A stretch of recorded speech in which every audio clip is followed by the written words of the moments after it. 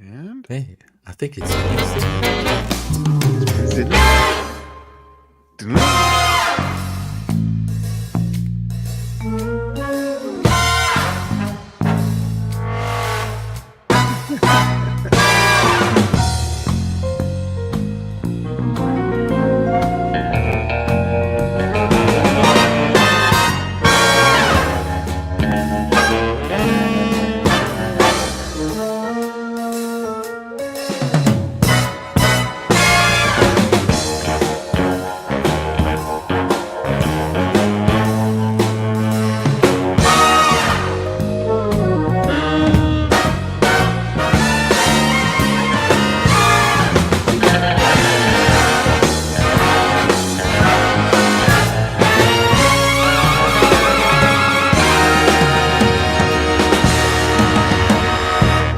what is it? Jazz Right. hands? Jazz hands.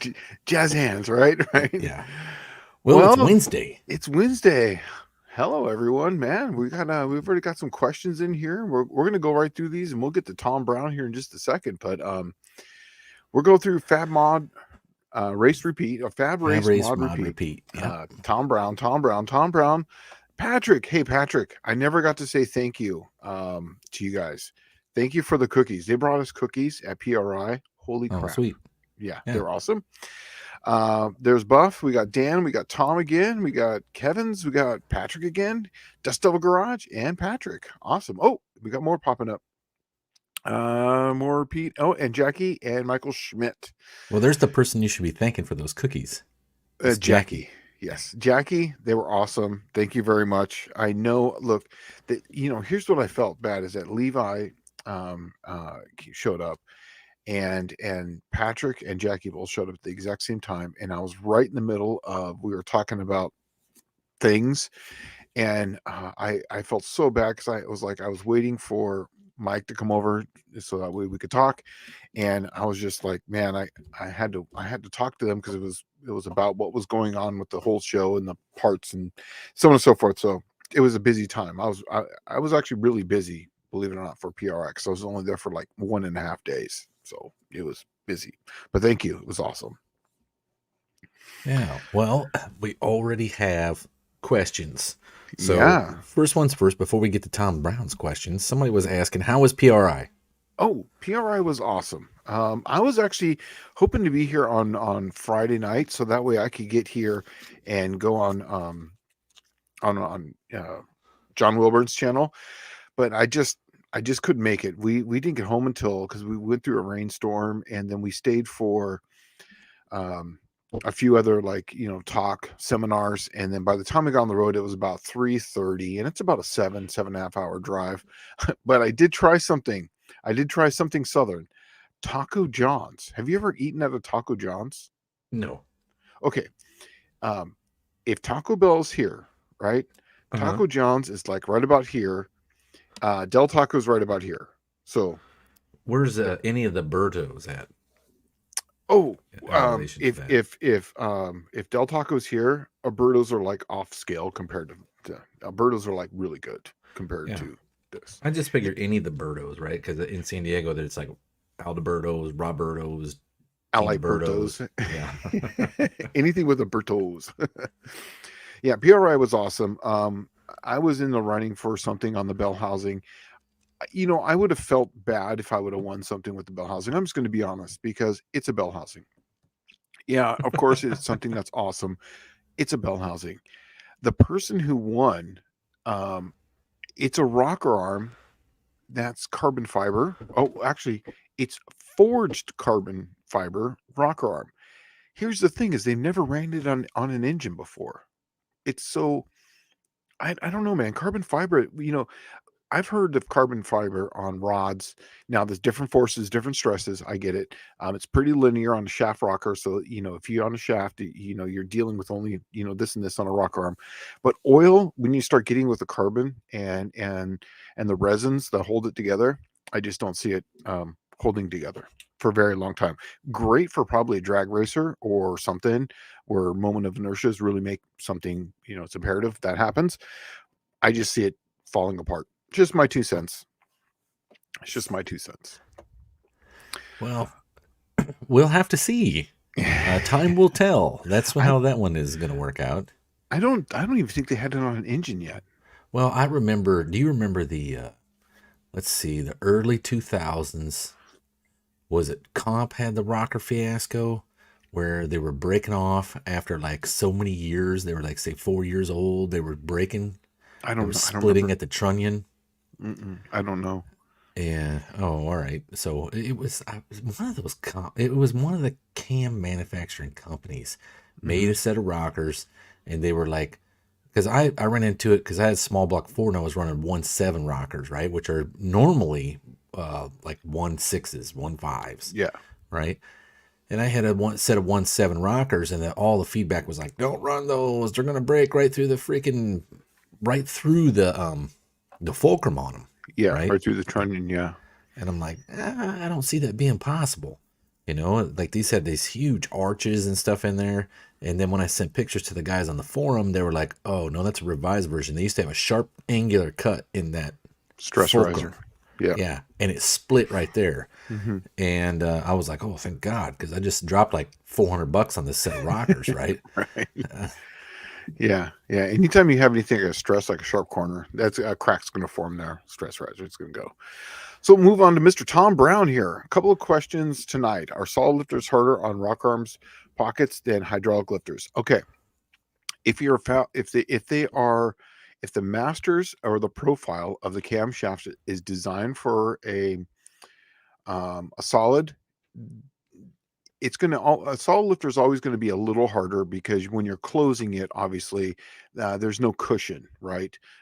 Where a hydraulic lifter, the only difference between the two is that hydraulic masters are designed, they're actually faster off the seat. You have a hydraulic there basically just to take up the lash. Other than that, they're about the same. The only time that really solids are they're noisier is really on closing, because when it's closing there's nothing there. When they're taking up the slack, they come up really slow, they grab it, and then they exponentially ramp up.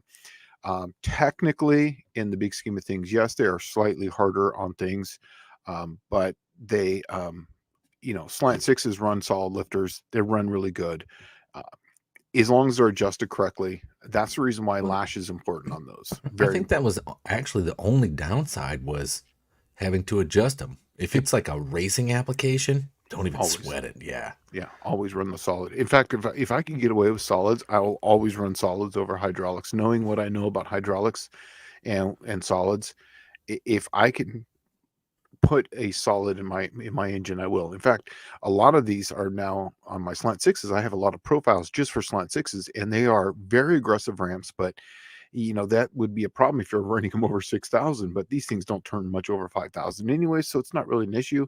And they're hydraulic profiles, and I just run a tight lash, 6 and 8 thousandths, and they seem to run beautiful. So, oh, he's got another question here too. Yeah. Is it possible to lash solids lifters to zero lash if done when the engine is well warmed up and the engine is running? Um, will this cause burnt valves? Okay, here's the thing about that. Remember, we were talking about ramp rates. The ramp rates on a solid are so slow that if it's a solid profile and it's not designed for what you're trying to do, your camshaft is going to be so huge, the car is going to run very slow, because it's going to run bad, because it's going to lift just enough to have blowdown. It's going to lift just enough to relieve pressure, to have all these problems, but you're not going to be flowing much air. You're just going to be just relieving pressure. So a lot of pressure is going to go back into the intake, it's going to go out the exhaust. It's going to be transferring back and forth, but it's not really going to be moving much air. It's just blowdown stuff. So I did a video on this. I think it was on my thing where I was profiling camshaft, and if you had it 6 or at it 8, the camshaft of 50 thousandths was 191 degrees of duration. That's a small camshaft, but if you had that lash at, like, say, 5 thousandths, it was up near almost 300 degrees, because it's such a slow profile, slow master. So here's the thing, is that if you're running zero lash, it has to be an extremely fast master. And I what I would do is I would always keep some sort of lash in there, so that way you don't burn, because that if you've ever seen it, it literally is like a cutting torch. It will just cut right through your cylinder head, cut right through the valve. It'll flame right through there. I understand why people want to run the zero stuff. I would run a hydraulic profile on a solid if you want to run a tight lash, but there is no margin for error. The only reason why I can get away with it is because I've done this for a very long time and I feel comfortable doing it. For someone who's not really willing to adjust their valves or watch their valves literally every oil change, or can adjust their valves in 30 minutes like I can, it's probably not the best thing. That's just my 2 cents. What's your take on it? On mine,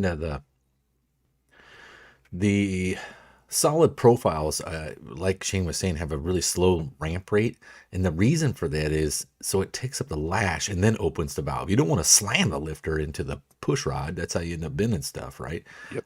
That's why when you actually open up the lash, it makes more power, because that valve train doesn't get a chance to really move. It just ends up taking up slack until it's slamming the valve open, and that's why it will generally make more power, but it's very, very hard on valve train parts. Yeah. The valve face itself. Me personally, if you're looking for zero lash, just run a hydraulic. Just run a hydraulic camshaft, and plus, you're messing with Buick stuff too, Tom, and they don't have an adjustable rocker arm, so you have to have the adjustable push rod. Yeah. And it makes it such a pain in the butt, man. Yeah. I would just run the hydraulic. Just run the hydraulic at that point. And the amount of gains that you're going to get are this much comparatively. And with it would just mean that you could RPM the engine higher and stability and run a little higher in spring pressures. It's a Buick. You're not going to be able to do that much. Just kind of like a slant six. In fact, me and Dallas have talked about this many mornings where, man, a Buick sounds just like a slant six. And I'm like, man, your slant six sounds just like a Buick. They're as far as the how they work. 350. I always say that 350 is the same as a slant six, just in V8 form. Right. Small bore, real long stroke, real long rod. Let's see. Well, there's a lot of people are saying that Taco John's is in South Dakota. No, there was a Taco John's in it was in Missouri. I think we were in Missouri when we stopped at Taco John's. I actually found one. It was off. No, maybe we were in Illinois. It was off 57. So whatever that's at. That's actually before we hit Sykeston. But yeah, there was Illinois, it was a Taco John's, and it's weird. It's kind of like Del Taco in the sense that you get a taco with something that looks like a tater tot, but it's smushed like a little medallion. So take a tater tot and smush it down. So it's like a crab cake. Yeah, but it's a little tiny thing, right? And it's called 6 in a pound. So it's 6 tacos and a pound of those little whatever they are, like tater tot things. That's their big thing. And it was weird too, and the hot sauce was kind of like a cross between like Taco Bell I haven't had Taco Bell forever, and like Del Taco. So it was like that tomatoey, but yet the hot sauce. It was just. Well, Tom Brown's telling you, get the apple grande dessert. Yeah, I was just reading that. Yeah, I don't know if I'm. I mean, it was okay. It was one time try. It was like, yeah, I did a Taco John's. Now I'm like, I had a Taco John's. Hey, but here's the thing. The reason why it's higher up on the echelon scale than, say, a Taco Bell is I didn't have the Taco Bell problems that you normally get, like all the memes have. Yeah. Like, there was no scraping of pipes. That's why I don't go for the fast food Mexican restaurants, because when they go bad, they can go really, really bad, right? Oh, yeah, there is right there. Apple Grande. Yeah, we just did the tacos. The menu was very reminiscent of like a Del Taco. So, hey, I do have a little piece of a little nugget here. Did you hear? And this is kind of like my jam, man. That Edelbrock is going to be sponsoring King of the Hammers now. Did you hear that? No. You would probably be in the know on that one over me. Yes. Well, I shared it on Facebook, but it's that's a big deal, man. That's like Johnson Valley. That's an awesome place to go. That's if you're not familiar with that's basically where Palm Springs is at. You go north and you cut through Yucca Valley, and then it kind of goes out towards that way. Like if you're going through the back way to. It's out by Yucca Valley, up in the mountains, like Big Bear and all that stuff. Yeah, but it's in the valley, but there's a valley there with the mountains that go out either way. So that's Uh-huh. Johnson Valleys, and then all the hammers are basically all jackhammer, sledgehammer, and then They're all around that area. yeah, they're basically the little cavernous roads that go little canyons that go up from that area. Huh. And in fact, the first time I was in that area, they were like, "Yeah, this is like the one. It's like some famous like the rock garden or whatever the hell it's called." And some of these boulders are like the size of cars, and this is what they're driving over, and you're like, "Whoa!"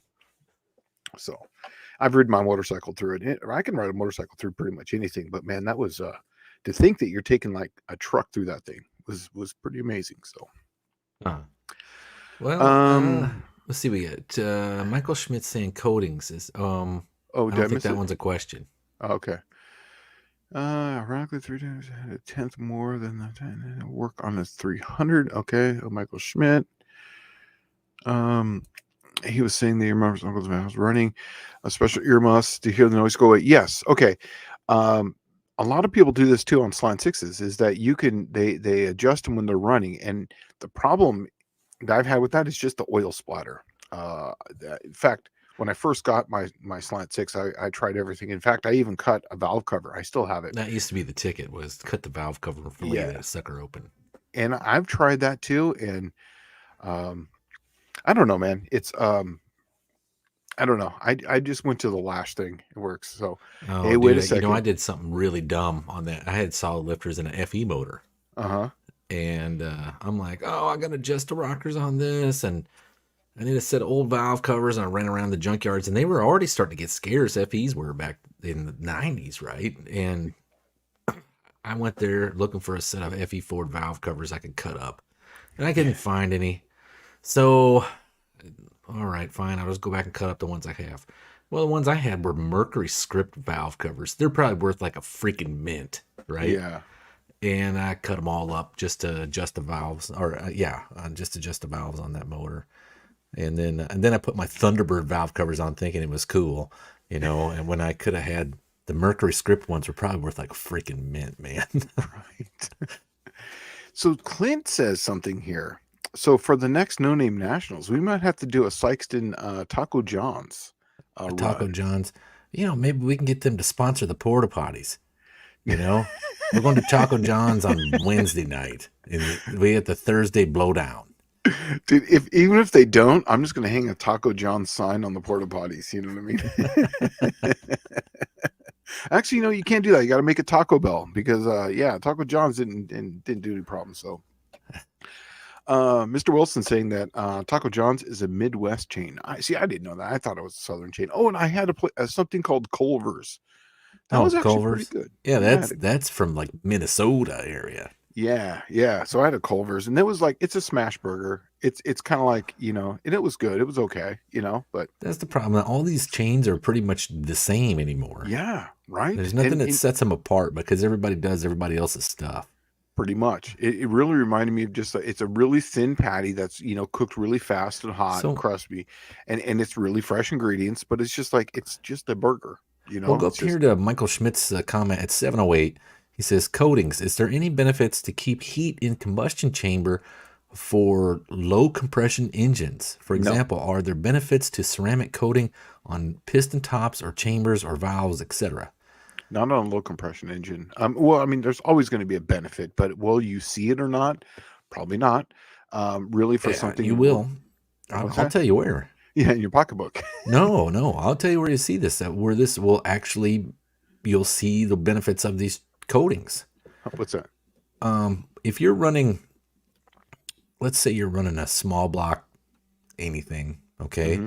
And if it has any sharp edges on the piston, Mm-hmm. generally when it goes down around the ringland, Yep. right? Sharp edge. Where the valve reliefs are at, sharp edge. Yep. If you were to smooth those out and then ceramic coat that, and then smooth the ceramic and smooth the chamber and put ceramic on that, you would see a serious decrease in detonation. Yeah. Now, But it's low would that lead to though. any more power? Probably not noticeable power, because you could technically add more timing in, but then it would start to detonate again. So it's probably not worth the cost. because the cost is probably, I'll bet, $350 to do the tops of the pistons, and maybe the same to do the chambers. And it may be more than that now, because everything 5 years ago was double.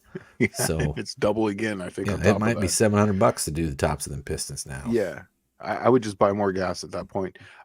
Now, when it comes to high compression, high revving, high horsepower, things with boost, power adders, that's where that really comes in benefits on your bearings is for high RPM.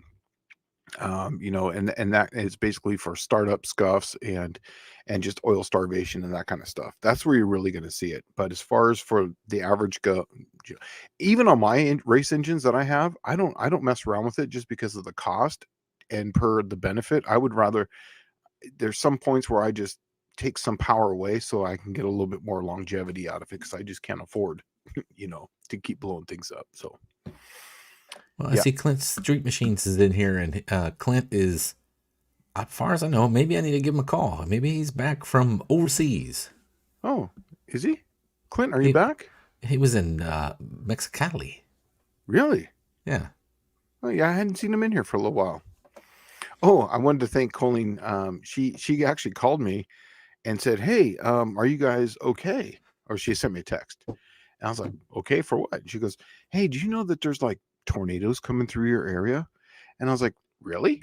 And then I looked it up, and then I was like all on watch. Like not really my area. We just had a little bit of rain, but I guess once it would, North east of Nashville us. got smashed Oh, how'd you big guys time. do? We were fine. Yeah, North yeah. Nashville got freaking smashed. Yeah, anything north of 40, it looks like, is where really, Yeah, Hendersonville, it yeah, went right downtown. yeah. So, Michael Schmidt, go ahead and get this one. I'm gonna grab something to for drink. vintage solid lifter flathead engines, what modern cam improvements to old camshaft profiles like 3/4 grind should we request when getting a modern regrind? And see, this is a flat tap. These don't even have like lifters in them. They gotta tap it, don't they? If it's a four Flathead. base, Well, yeah. Flathead Ford do. I don't know about Flathead. He does Flathead Plymouths, Oh, I don't know and anything I about don't them. remember if they have a, what did they call it? What did they used to call that? It was just called a tappet. It wasn't called a Yeah, lifter or anything yeah, it like was that. It's tap like it. a curve foot tappet. Yeah, what I would do is find the footprint of that tappet. Now, here's the thing, and this all those old engines were very dependable because they didn't have super aggressive ramp rates. So yes, you can get a little bit more aggressive with the profile. You can get a little bit more air into the curve, but then that's going to come at a cost. You're going to have higher spring pressures if you're going to RPM them. And then I would find the footprint of that lifter or the tappet or whatever it is. So that way you can get a little bit more aggressive on them. Let's just say, for instance, it's a 1 inch diameter. So that way your footprint, as far as the foot of the profile, can be more aggressive, rather than what they had back then. And then you can dwell. You can have it dwell over the top a little faster. So that way it still has the same duration at 50, but it can get up there faster, hang there, and then come back down much faster. But then once again, spring pressures, it's gonna eat up things. And if you don't have the airflow to support that, you're really just going to be just cycling parts. Is it worth it? Unless you're RPMing the engine at least another 1,000 to 1,500, I just don't see any need for it. I would just get a little bit faster at, say, the 200 and 300 numbers if you could, and then that would definitely put a little bit more torque on the ground Well, if that's what see, you're looking for. this brings up an interesting question because see on these flathead engines, uh, it depends. And I'm not too familiar with the Plymouth. I'm actually not familiar with the Plymouth at all. Neither am The I. Flathead Ford is where I'm thinking of, but I do remember. I don't think they have push rods or rocker arms and all that Mm-mm. stuff. It's a It clip. literally is a cam that you assemble the lifter or you assemble the valves, springs, and all that in the block, Yep. right? And then it has like this tappet That you that goes in twist. between, right? Yep. Hmm. And they've Um, got a 1 inch. I think it's a one. I forget the exact dimension, but it's over an inch of flat tappet, so you can really get it super aggressive with them.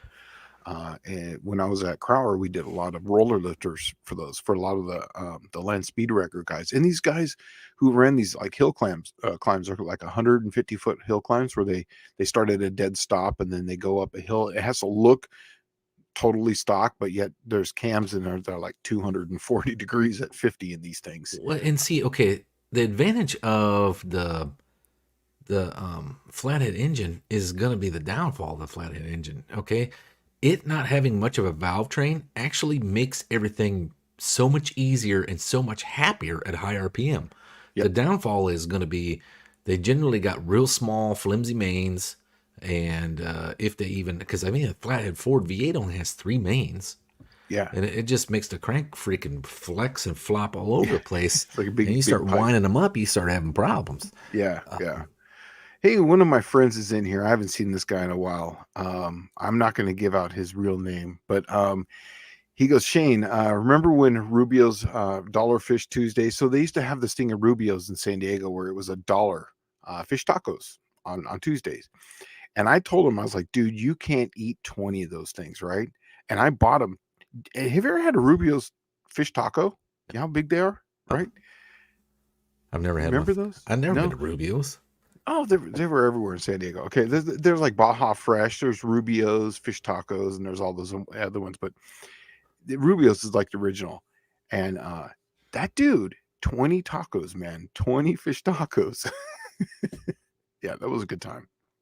Well, so I'm thinking about this flathead setup, Yeah. and he's saying it's like a Briggs and Stratton. To tell you the truth, who I would hit up, I'd go if you're really wanting just all out power. I'd go hit up Junior Dragster folks and find out what profile they're running on their camshafts, and that would be virtually what you need because they were the old motors used to be the Briggs 5-horse. Now everybody's moved on to the Predators, but the people that were running the Briggs 5-horse, I bet they probably have an idea of what that thing likes and what it doesn't. But Yeah. I'm betting you could probably gain more by just buying some off the shelf cam and then porting and relieving that freaking head. Yeah, well, the problem on the Fords is the center 2 cylinders on either side share the same exhaust. Right. And that's a big problem, and they tend to overheat right there. So you gotta make your camshaft thinking about that. Really? Yeah, yeah, you do. Huh.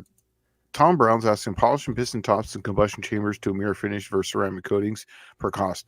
Now, what I did on mine is I used to tape up the pistons, and then I would, because whenever you had custom pistons made, because really everything I've had has had custom pistons, because I small block Mopar at that time, there was nothing.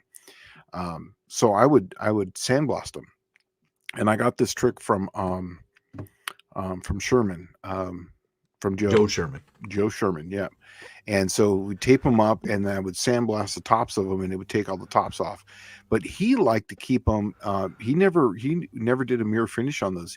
He didn't like the ceramic coatings because he's like burned to drag racing. He says that's more for like road racing or top end racing or like long like type deals. He says just take off all the sharp edges.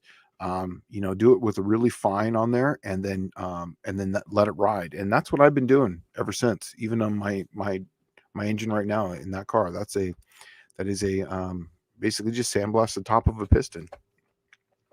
Huh. Well, I've mirror polished them, and it doesn't seem to have any benefit whatsoever. No, I did the same thing. Now in everything. The chamber, I know there's a gain in the chamber on in that. the chamber. Yes, because it takes all of the hot spots out of that chamber completely. Exactly. Yeah. So combustion chambers, tops of the pistons. Yeah, I didn't notice anything. I tried everything with the pistons, and I just gave up on it. I just sandblast them now and call it good. See if there's anything came through Clarksdale. Here's something that's cool that's popped up here at 7:28.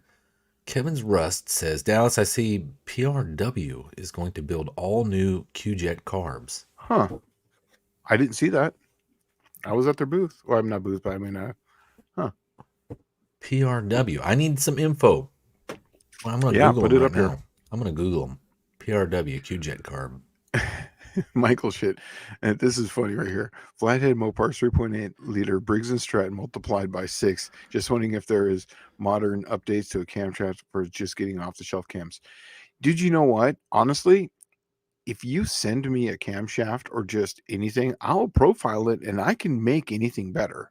And then I can find out what the factory spring rates are. And then you weigh a valve for me and all that. And then I can do all the math for you. If you're really wanting to do this, I mean, I can help you out with this. And then, I would need to know the tappet diameter so that way I can get as aggressive as I can Oh, within reason, you know. my a Night Wrencher did a freaking video on this. I need to get one of these, dude, What's because, that? well, do you know who has one of the top videos on quadrajet carburetors on YouTube? Uh-uh. You're looking at them, You do? right? I do, Look at yeah. you. Yeah, it's called Don't Fear the Q-Jet. Add more cowbell in 30 minutes. That's awesome. But I need to know who this PRW company is. At PRW. Oh, it's from them. Okay, here. You checking I'm it out not. right now? Hopefully, the video doesn't come up and you can't hear it in here if it does. But I'm just checking it out right now. It's between the retainer strength and... Okay, Yeah, PRW he's saying that Industries, 13 days ago, proudly made in the USA, powered by design, PRW. Wow. Yeah, they're making a Is this a 650 CFM electric choke. moment? Is this a like a... I don't know about that. That's kind of cool that somebody's making a quadra. Well, I mean, okay, let's face it. The quadrajet had to be the most produced carburetor on the planet, right? I don't know. Maybe that the Carter AFB and then the subsequent Edelbrock after that might be now, but the quadrajet at the one time was on everything. It was on Mopars and Fords, and it Yeah. was on Just called different AMCs things, yeah. and GMs, and oh my gosh. But yeah, it's new, not rebuilt or remanufactured, 650 and 695 CFM. Wow. Brand new carburetor made in the USA. That might It's be worth pretty. getting one. Yeah, well, it looks to be the 75 and later model, which is the ones that I really like, that everybody seems to, in the Buick community, like, oh, why would you want that smogged out piece of junk? Because that, believe it or not, engineering was applied to that every time it went around. When you start talking like 4 actual circuits in a carburetor, that didn't come out until what, the VRS? Mm-hmm. The VRS was the next carburetor to have it.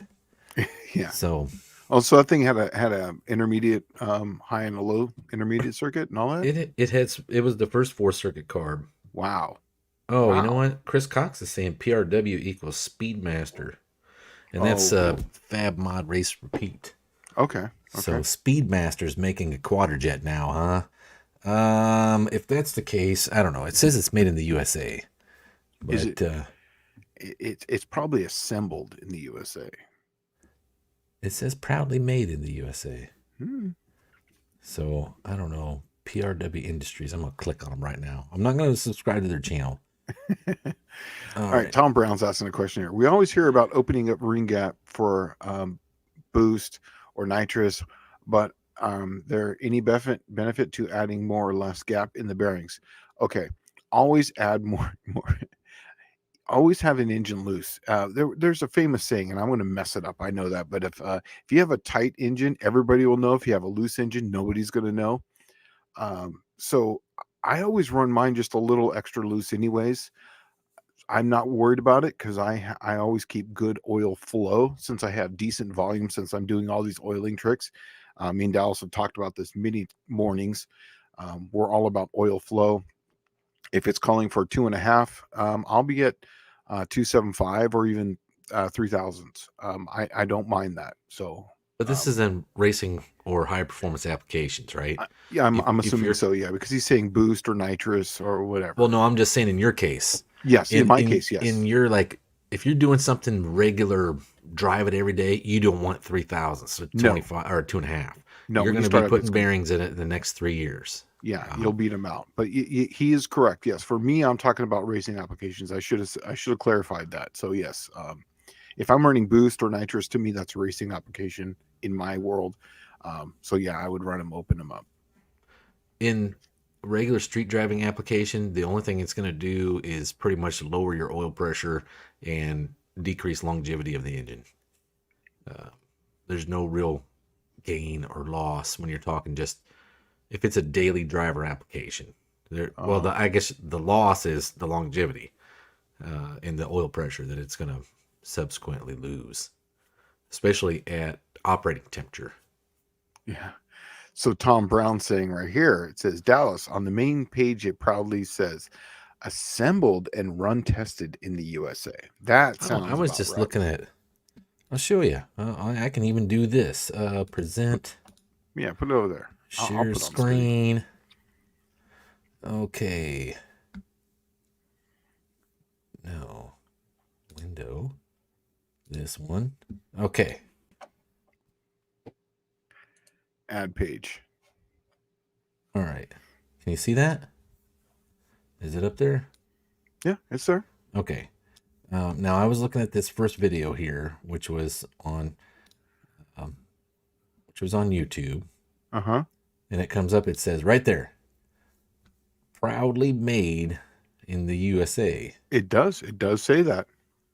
And that's where I was like, okay, well, if that's the case, here, I don't know if I need to keep sharing. No, I'm done. Top There we go. screen. Okay. But yeah, that was where I was like, man, I didn't know who PRW was. I had Yeah. never even heard of them. Are they out of like California? I don't know where they're out of, to be honest with you. Let's see here if it says something on their main page. While you're doing that, Michael Schmidt's got a question here, and I skipped it. Sorry, buddy. Oh, maybe he didn't. Oh, that's not a question. Sorry. Okay. And this is what Chris Cox said. This used to be Speedmaster, or still is Speedmaster. I don't know. Let's see. Paris, California. Mm-hmm.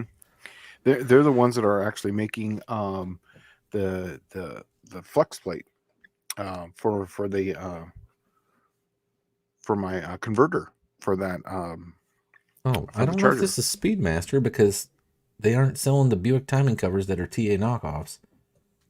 They are selling just a Gen 3 LS timing cover.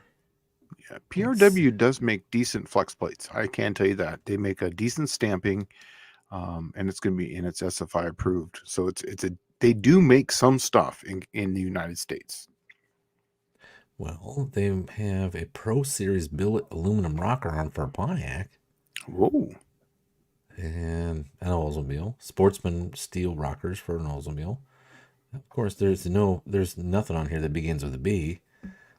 But Tony Hot Rod saying that PRW is not Speedmaster. I don't know who PRW is, but they seem to be, if they're doing all right. Yeah, you're right. They make the flex plates. They got a bunch of series of flex plates. Mm-hmm. Yeah, PRW's they're the ones that they were just sold and bought by new owners. So yeah. Well, see, I noticed something here. I'm having to dig around. Just give me a second. Sure. They had flywheels here. And I noticed, dang, there's no Buick. But then I see there's a whole list of Jeep ones, right? Right. And where they screw up is Jeep bought the 225 V6. Mm. And generally, a lot of parts are sold as Jeep 225 pieces, but they're technically just a Buick 225 or the Dauntless V6 or a Dauntless 225. Yeah, so Tony's Hot Rod Garage is on it. He said it's not Speedmaster. Yeah. The truck has a PRW flex plate in it. Yeah, PRW. Now, if it comes from them, they actually stamp them out in house. So Well, it says here everything is made in the USA. Yeah, I mean it's a decent. They're a decent company. Yeah, decent company. Well, maybe we should get out there and support them if they're making a whole new quadrojet. It looks like to be a Chevrolet quadrojet though, or a Pontiac quadrojet. They're both have that side exit, I think. Or maybe maybe I got that wrong. Maybe it's Oldsmobile and no, pretty certain. I don't know. Here's something funny. Michael Schmidt saying, "Not sure if I like sharing a screen after seeing John Wilburn's phone for the last 2 years. Going full Wilburn where you put the picture up, like right."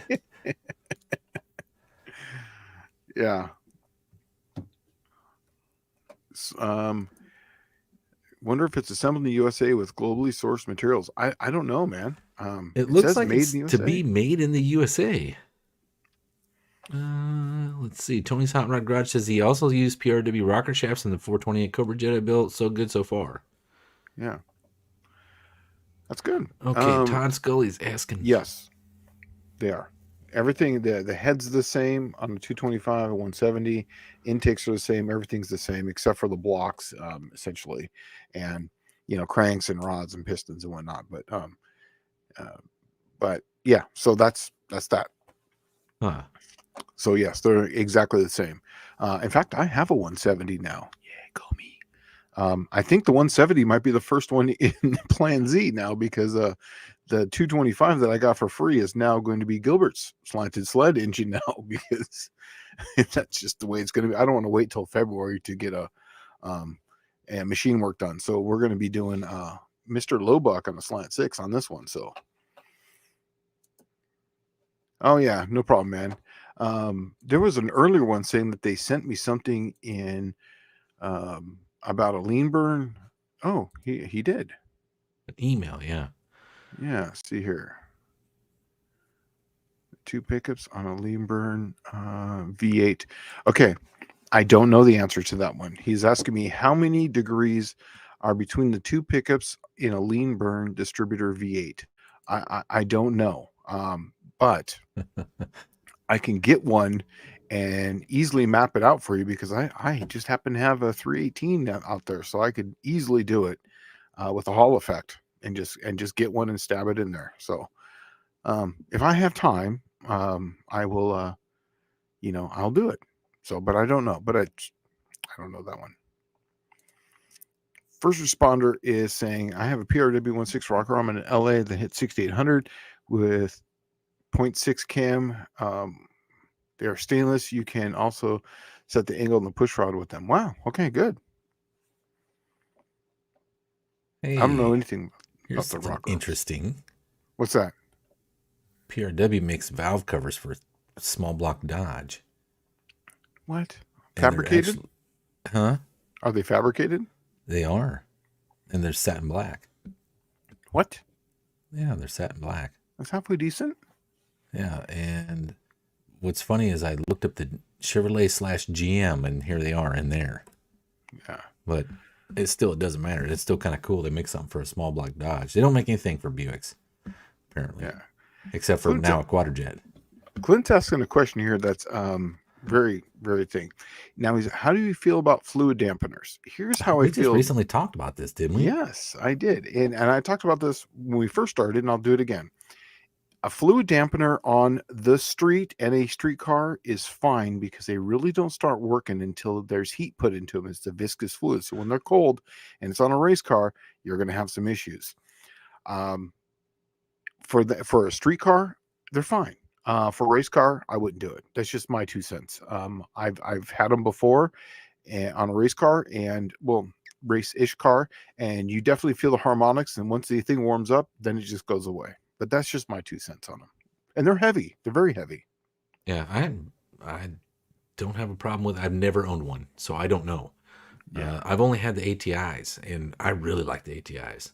ATIs kick ass. They're actually way better for racing, especially if you're going to do like some late night racing where your car is going to kind of cool down, and then you're going to start it up. You'll definitely feel the vibration on a fluid dampener. I guarantee it. Huh. And now what's the other? Remember the TCI used to make the Rattler. The Rattler's awesome. I was looking at some of the physics behind that, and it's an amazing dampener because of how it works. I'm assuming that it works like the semi-truck tire, right? Where they put the ball bearings in it? Yes. Well, what I'll do is, you know what? I'll bring in one. How about that? I'm going to be at TCI on I think Monday. I will bring in one and show you how it works. But what it is, it's you have a hole, and then you have a weight that goes into it that's slightly smaller, so that way it can rock back and forth. So whenever you have a circle within another circle, it's going to find obviously the lowest point. But then if there's a harmonic, it's going to move inside there and dampen the harmonic. It's a pretty amazing deal. And the reason why they call them rattlers, and when you shut them off, what do they sound like?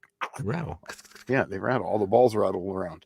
Yeah. They drop back down. So, but they they work incredibly well. I looked at all the data on them when I first got there. It's you got to know, you got to know what the company sells when you start working there. So Well, we need really to good. start from the top because we got a lot of questions coming in here. Okay, so Yep. Tom Brown says my Transdap Holly 2-barrel to Rochester 2V adapter came to the door. Also have a Holly 2-barrel to monojet adapter coming. The 2-barrel and 4-barrel propane mixers used a Holly base plate. Oh, okay. So he's going to use the Holly base plate. He's going to use an adapter to bolt on that propane mixer Oh, on his GM 2V intake manifold. So okay. that's pretty interesting. Yeah. Michael Schmidt saying, general question: can OEM and reground cams be ground and reground many times, once, or infinitely, etc.? Only have used new cams. No, there's a hardness. A few weeks back, I showed a camshaft that was cut, and the hardness on a cast iron cam goes only so deep. If you're changing if it's the exact same profile and you're just regrinding it, you can usually get away with it, not infinitely, but you probably get away with it maybe 2. I've seen 3 if you're not changing the profile. If you're changing the profile, like especially if you're adding lift, you got to take it from somewhere. It's got to come from the base circle. It's the only way to add lift, especially too if you're changing the duration and the profile is slightly bigger like this. The only way to get that area is to take it from the bottom.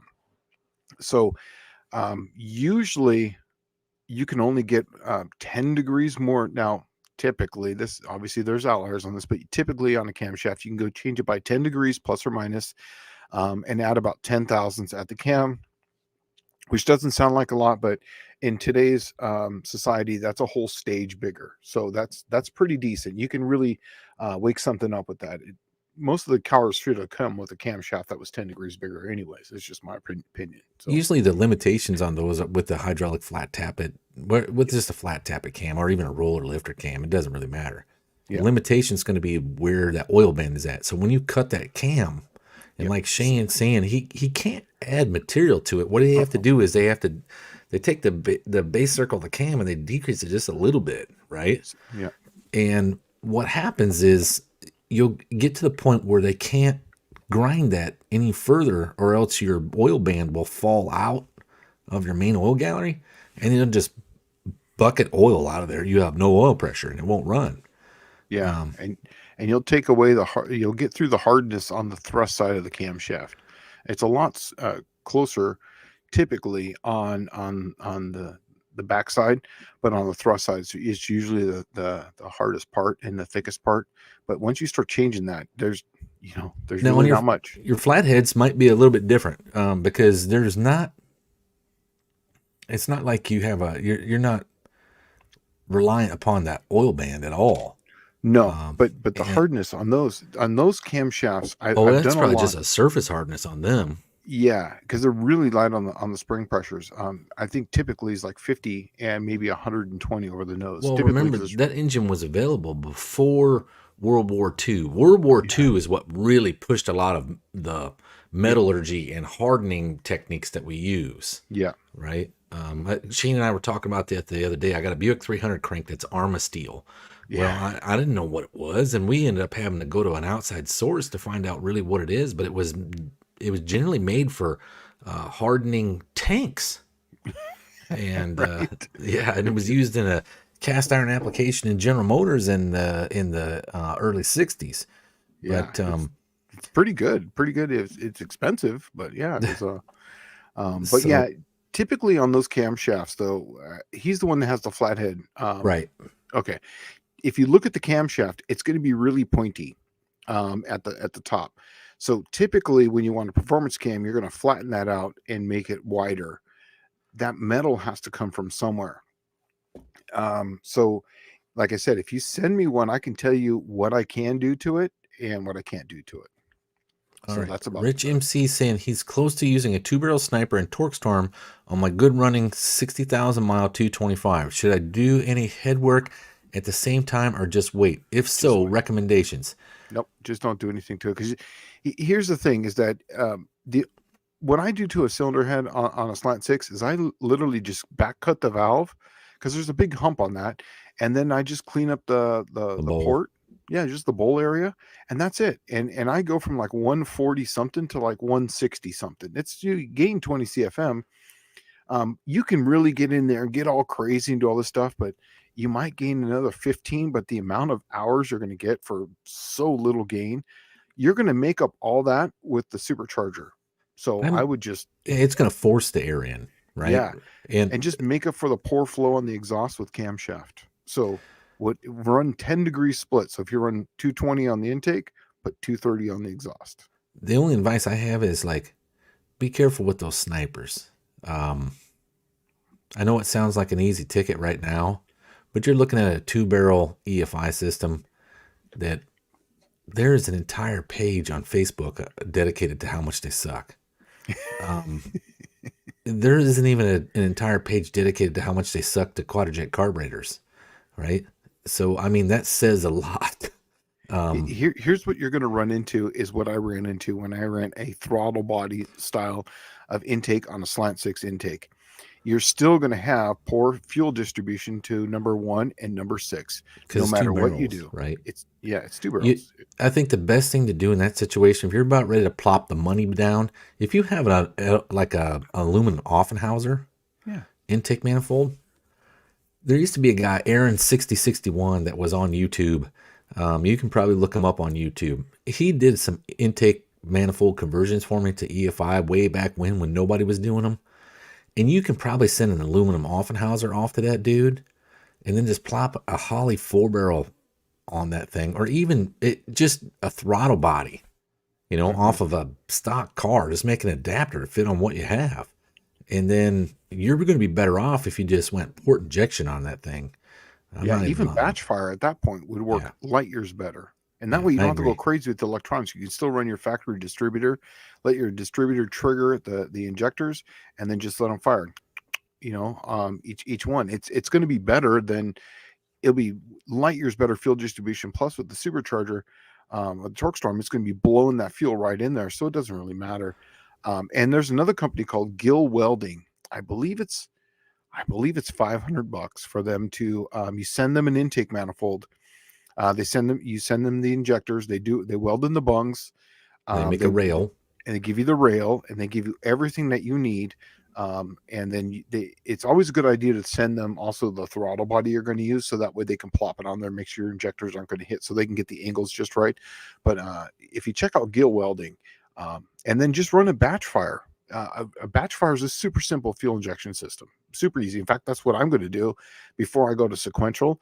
I'm going to run a batch fire on the Lizard King and see what happens, because it's super reliable. I would not even really.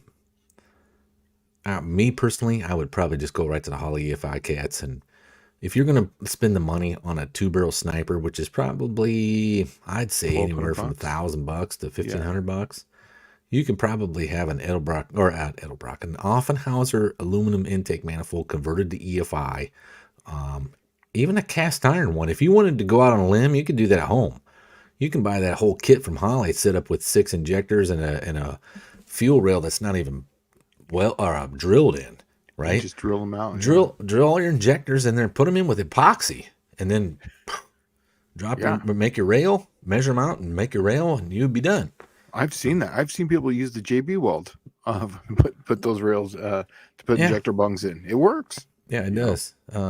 And you can do that with a cast iron one, so that you're really not out nothing. You don't have to spend any money, extra money. But to be honest with you, I would definitely do it with an aftermarket fuel injection system. You might be able to score just a used Holley HP setup off of Marketplace for maybe a couple $100 more than what you would pay for that sniper. Yeah. Tom Brown's asking, how much can you regrind a factory cam profile before you need to change push rods? If it's a hydraulic, you should be okay. And most solids, you should be okay, because you can't change the lift much. And because you're only going to take it from the bottom about 10 thousandths. You're really only going to change it by 10 thousandths on one side, 10 thousandths on the other, so 20 thousandths, but totally it's only going to be 10. You can usually take that up. So you can usually do a profile regrind and not have any problems. Have plenty of room, unless you're already at the limit of what your lifter could take, or your adjuster. But most of the time, you want to back it all the way up to where it's hit, and you want to be within at least a turn of that, so that way you can keep the force near the center of the triangulation of that. But as long as you're within that, you shouldn't have an issue at all. You Most normally only hydraulics have will pick about it up. 15 thousandths to deal with on a between where a factory lifter will start running loose, Yeah, right? on a hydraulic. Oh yeah, Right, right. that's what I was saying. Yeah, on a hydraulic. Yeah, yeah. And then if you just get a 50 thousandths long push rod, I always, even on a factory engine, I always run my push rods right off the bottom. So 20,000. So maybe I'm just thinking about my stuff. First responder garage had a question up here. Could you spray and power weld Oh, the cam and reharden it? Kind of what Metal Crank does in Cleveland. you can parkerize them and nitrate them. That's basically what, but that's just the surface hardening. I mean, you can kind of reharden them, but the problem is once you reharden them, it's with heat, and they're gonna bend. You can straighten them, but it's really not worth it at that point, because by the time you Well, figure all and you're that stuff, talking like a $350 custom cam. yeah, and it's you And it's know, uh, probably like $200 to parkerize it. yeah. Well, the heat treat nowadays is almost $350 just to heat treat it Oh, really? alone. Holy Yeah, cow. it's getting, and then nitriting it, it's another 150, and then the parkerize is probably another 100 or so. Yeah. So at that point, it's just worth it just to buy another camshaft. All, Yeah. all these processes are getting so expensive now. It's not worth it. Well, D150 is asking, what is the best adjustable rockers for BRB? That's your big Um, block Dodges, right? yeah, that's for the street racing. That's a double-edged sword there, because um, best adjustable one, man. I always liked the factory Mopar style adjustable ones. But they were made by someone, and I can't remember who they were. They were like a ductile iron one. Mopar Performance. Yeah, Mopar Performance. It was Direct Connection or something like that. But yeah, someone else made it for them. But I've never really been a fan of. If I'm going to do it, I just buy really good rock arms, T&D, um, Harlan Sharp. But Harlan Sharp's quality is kind of, you know, um, Crowder T&D makes makes. good stuff. What's that? Crowder makes good stuff. At least they used to. I don't know if they do anymore. They do, but they don't make anything for the shaft mount big Oh, block really? Mopars. Yeah, when I was Ah. there, we Oh, discontinued. yeah. Well, T&D would be probably your go-to place. and here's a little They thing did all about the Buicks T&D. for TA Performance. Yeah, T&D T does. T&D is what I have on my race car right now, and they work. They just flat out work, and I have got extra parts just in case, but they just work. I clean them out with ATF and keep them lubed up, and then put them in. They work just fine.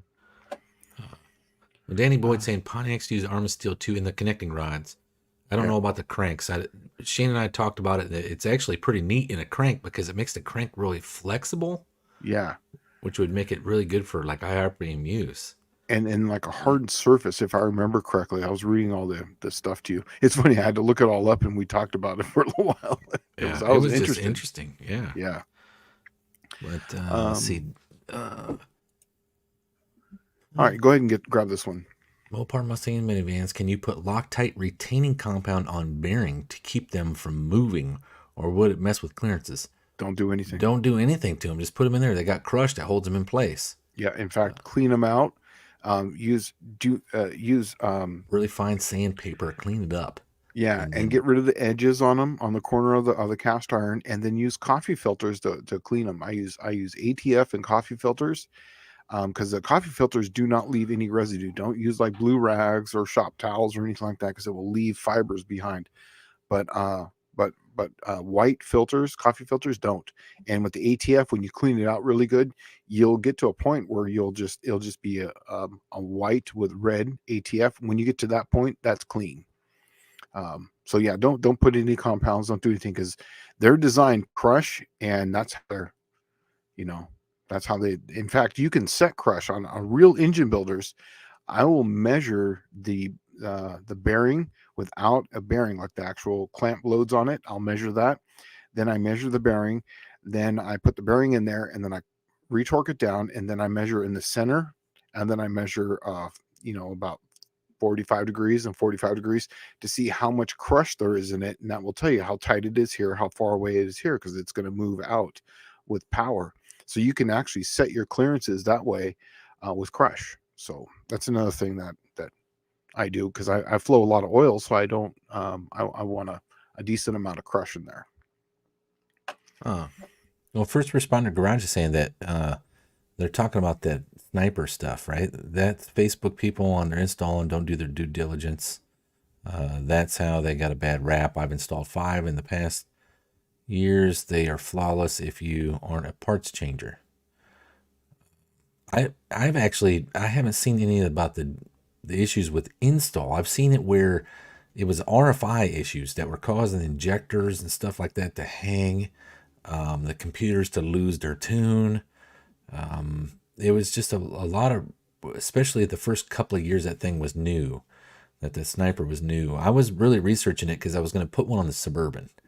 And I kind of just, after seeing all the crashes and burns, where it was literally like the guys that lose their tune after they went home and just start up the car next morning, go to work, and it won't even start because it's got no tune in it. And it's not reading any of the sensors. And a lot of it, I think, was because the computer was mounted on the throttle body, which subjected it to all the abuse under the hood directly next to the distributor. I think that's what the problem was. I've stayed away from them just because of that, and I've always used the external computer EFI systems for that reason. So it's not in the engine bay. It's not next to the ignition box. It's literally out of the way. But I don't trust them snipers, man. They're like the HEI distributor of fuel injection systems. They work great till they don't. Right. And that's it. Yeah. Exactly. Okay, Lout is saying that there is about 8 degrees. He says lean burn distributor years ago. Remembers it's 8 degrees. You can switch between the pickups and set your timing at 36 and switch back to 8 degrees for starting. Well, there you go. Okay, good. That's pretty neat. I knew it was something like 10, 12. I just didn't know the exact number. And so sometimes I get a little flack if I'm 1 degree off on things. So sometimes it's just better not to answer and say you don't know. Michael Schmidt, Vizard saying 30-degree valve face improves performance at low and mid, but at high RPMs, it is. He mentions, it's a detriment.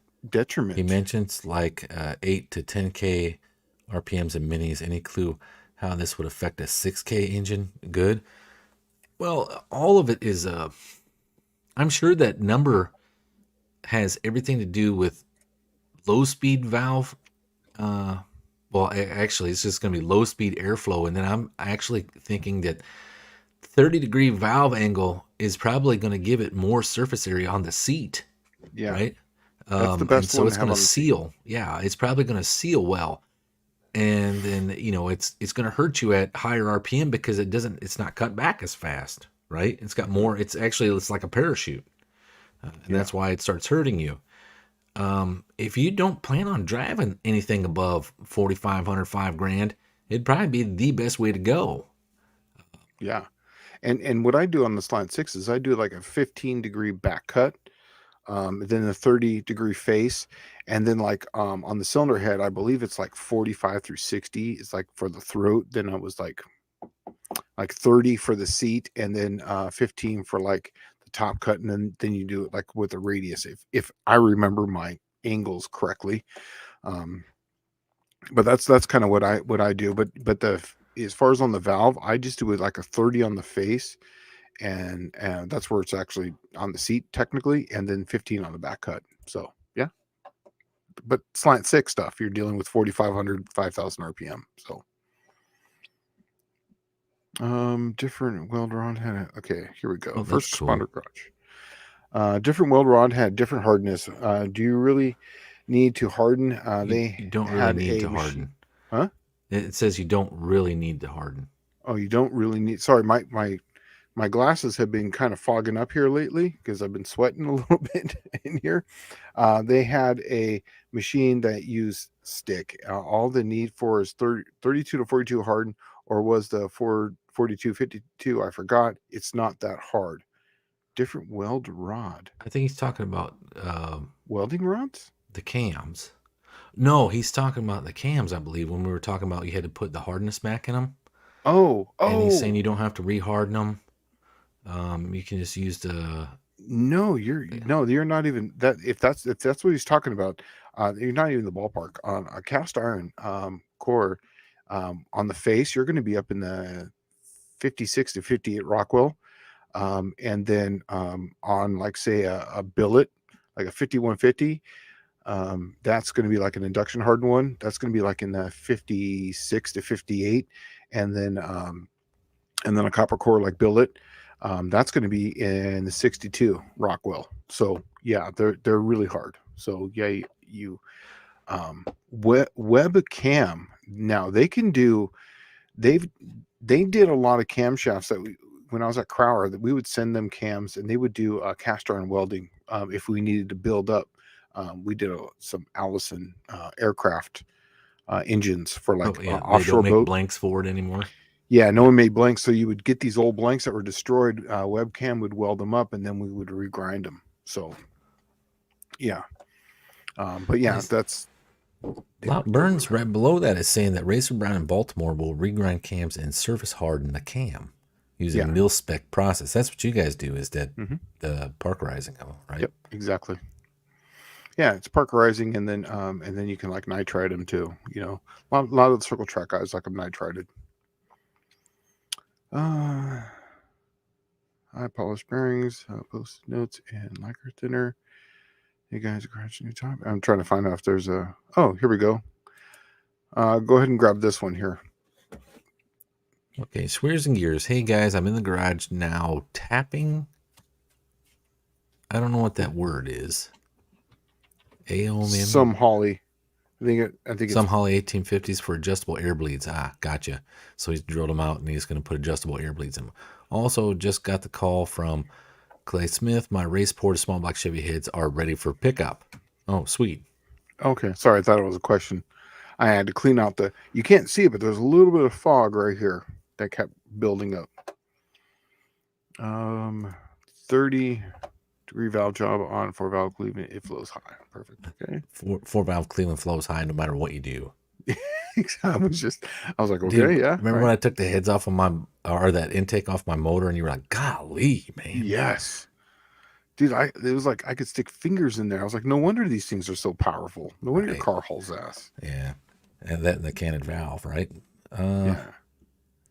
Let's see. Tom Brown is saying, Shane, do you know who makes the Toyota cams for LC Engineering? I don't. Not on that one. I don't. Sorry. Okay, so Michael Robert Embry is saying it's a 30-degree back cut for up to 6,500, not for above 7,500. 30-degree back cut is for low and mid-range RPM only. Okay. Exactly. Yeah, but it works well. It's got a good sealing surface, and it's easy to cut. That's why I like them.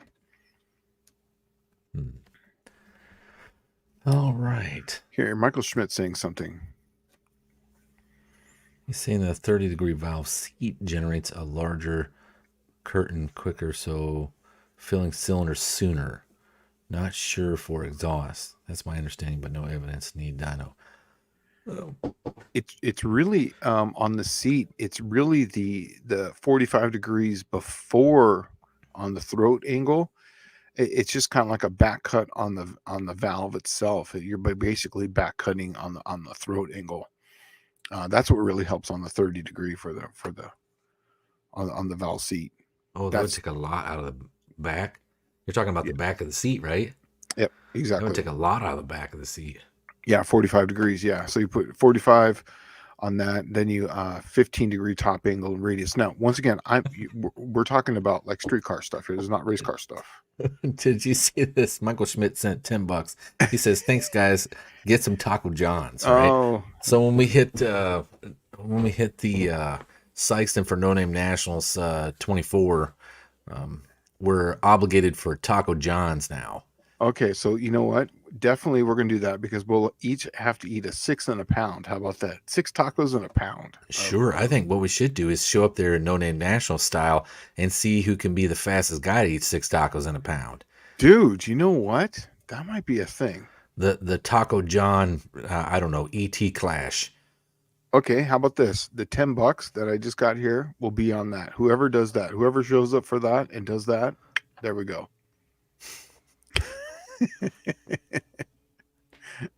I'll put that towards it. It's good. Let's see. Okay, so Tom Brown says, for all the layman folks, temper Rockwell hardness comparisons. 52 RC. I'm sure that's the Rockwell grade, right? Uh-huh.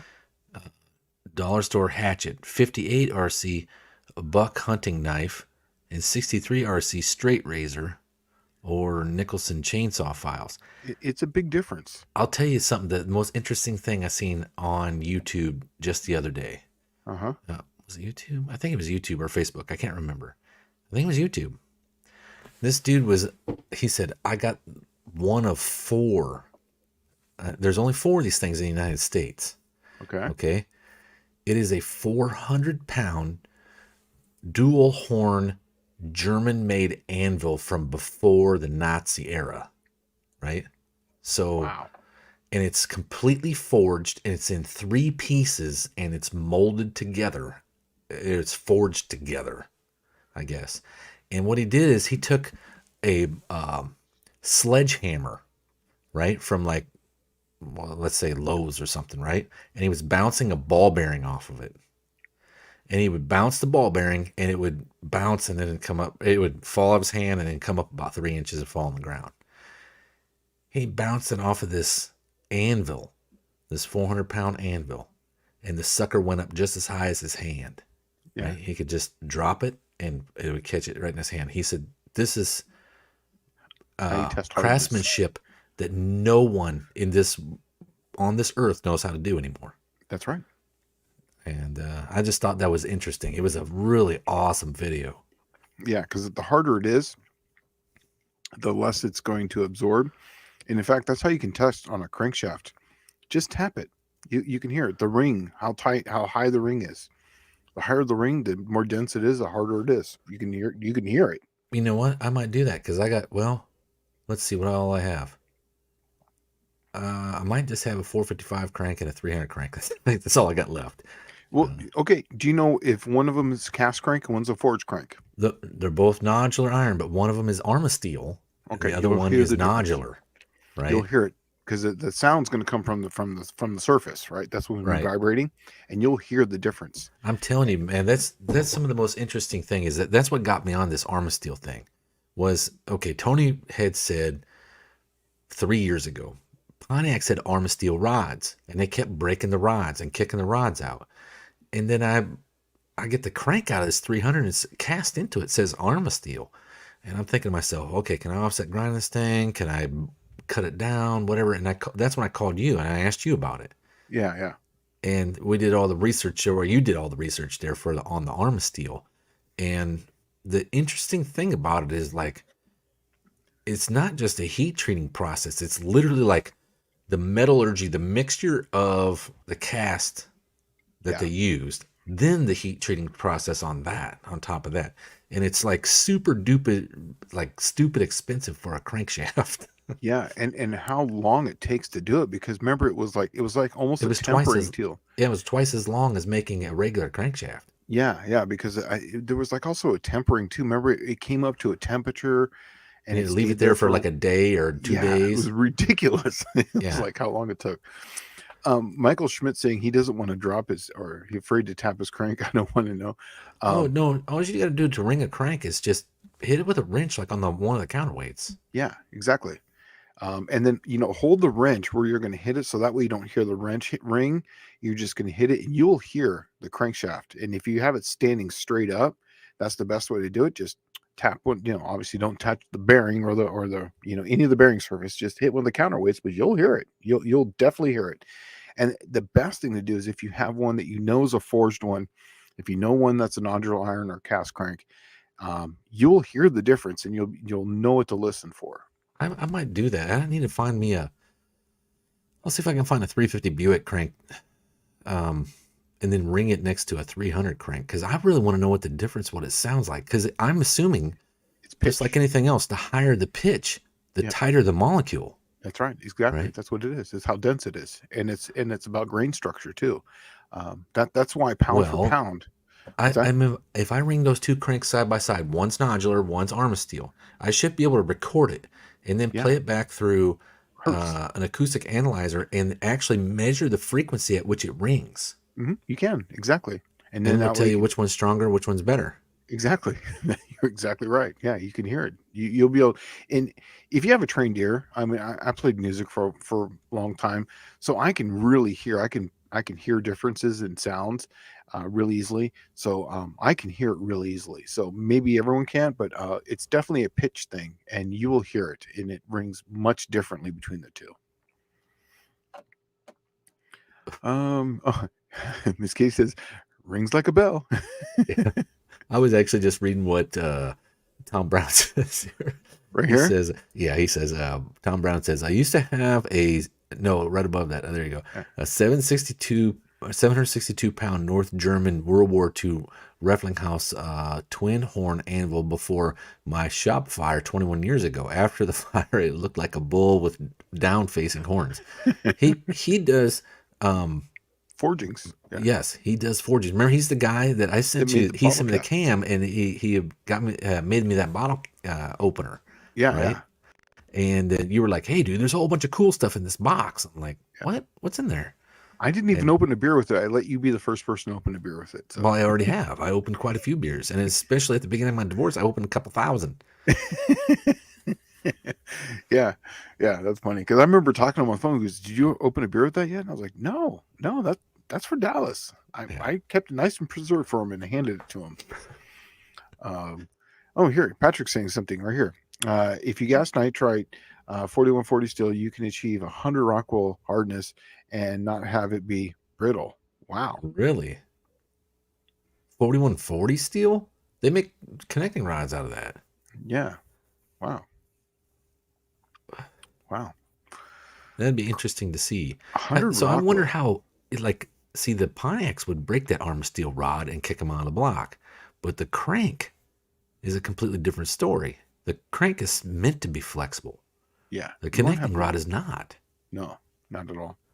Well, it to an RPM now and a power level. So now we're getting into like the H beam I beam controversy. Right. H beams physically are dimensionally going to be a little bit stronger, like as far as pound for pound, but there's no give in them, so they break under unnormal forces.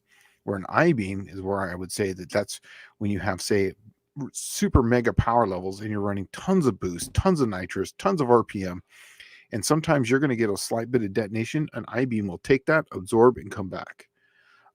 So, man, 100 Rockwell. That's I'm just sitting here trying to fathom that. Like 60. I saw a camshaft once that was like 60. It was like 64, 65 Rockwell, and it was having problems with uh, lifters skidding on it. Like it literally was skidding lifters. It would eat up. You would just flat spot lifters. Wow. So that's Well, crazy, it's man. too hard. Yeah, yeah, it was just too hard. You gotta have something, but man, that's crazy. Yeah. Hmm. Dust Devil Garage says that I was always told that to hold a cam out at shoulder height and drop it. If it breaks, it was a good one. Well, it's no longer good. You can't even weld you, that sucker up. you know that there was a time there where Crower. In fact, when I first started working there, Crower had a policy that if a cam went bad, they would fix it, right? And so people used to go into the back, and they would get a trash cam, like a messed up cam, whatever, and they'd bring it in and say, "Hey, man, this cam went bad." So then what they would have to do is they would have to break them. But since the cores were so good on some of those, This they bounce. yeah, what's that? It would bounce. Yeah, it would bounce, and you would have to get it right on an edge, and just get it to break in half. Man, it was something to see that. It was one of those Friday night type things, after work. People sitting around having a few beers and out there trying to All right. break Hey, camshafts. bring your new sledgehammer in. Let's see how tough it is. Well, on the dumpster, they had a little piece of anvil steel. It was like battleship plating, right? That Right. that he got. Because remember, all the machines there were all off some of the aircraft carriers and whatever. So one of the screw machines was off the Midway, and they had a piece of steel there, and it was so hard, and it was like a point, and you would hit that thing, and it would just there was not even a scratch on it. It was so hard, and it would just break camshafts. But you had to do it just Dude, right. speaking of that, like the armory stuff of World War II, the armory, I guess the armor that they made, right? I Yeah. can't remember. I was in so many freaking Navy towns. I don't remember which one it was. I don't. There is Hmm. a picture, or not a picture. There is a piece of metal from a battleship that has a hole in it, I've seen that. and it's like blown through with Uh like a huh. bullet, right? Yeah, I've seen that. I think that is in San Diego down at the Midway exhibition. I think that's where it's at. I cannot remember I where don't I've remember seen either, it but at. it's a piece of steel, and literally it's got And the it's like hole. 6 inches thick. Yeah, and it's got a 16-inch hole through it. Right. And it's broke out on the other side. Inside, yeah, it's broken. Yeah. And that just goes to show like how strong some of these weapons were, as well Yeah, as either how weak the steel was. I don't know. I would not say it was weak the steel was. I think it was probably how strong the weapons were. yeah, right. But Tom Brown saying something right here too. Look up ringing ringing the the anvil anvil. or shooting the anvil. You will like it, I am sure. That sounds good. But yeah, it was actually kind of cool giving some tours at Crower because they would all the screw machines that made the lifters. They were all military surplus. In fact, the Blanchard machines that we used to make the flywheels with for the Huh. clutches, they were all off. They were all off the Navy base, and they were huge. You could put like 6 flywheels on those things. Oh, dude. Yeah, in the Navy base, they didn't have anything more when I left there. They had like just basic stuff, and you're like, what do you mean only got a 6 foot lathe? This place used to turn out shafts for freaking battleships Yeah, overnight. but You it know? was weird going from Crower to Comp. It's kind of like um, now I'm not talking about any company. Okay, Crowler's been doing really good stuff for a very long time, and it's made in the USA 100%. I can attest to that. But it's like going from like the Flintstones to the Jetsons. It Oh really yeah. was. Yeah, it was really seeing seeing how the precision and the ability to make parts, like how many CNCs were actually going at any given time, was just amazing. They have a Landis machine there that can make a camshaft in 11 minutes. Think about that. A whole With camshaft. Yeah, we're talking with a 0.00001 thousandths accuracy, So is that a ten tenth of a thousandths? thousandth. Yeah, Yeah, 10,000s. Okay. and that is insane, and that's like not even that's just insane. And then from there it goes and then gets parkerized and nitrated. It Well, it just took blows me my two mind. weeks to get the one made at Schneider. So, and I'm by no means was I ever using high end custom stuff. I've only had one custom camshaft, and it was in my '94 Ford F-250, and it lasted literally like 2,000 miles. And then one of the roller lifters ate the cam. Hmm. First responder garage is saying something really nice here, and this is good.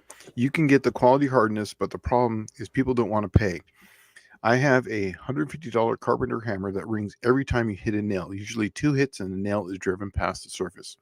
And that's the one thing too, is that if you're using something that's really hard and you're hitting a nail with it, It's just there's getting going to be harder, zero loss of energy. Or I shouldn't use right? the word zero. There's going to be less loss of energy because it's so hard. It's not going to dampen anything. It's going to drive that thing right in. That's how you can tell. And so he's exactly right on how that, and that's why you hit things with it and you test it, because that's what you're going to hear.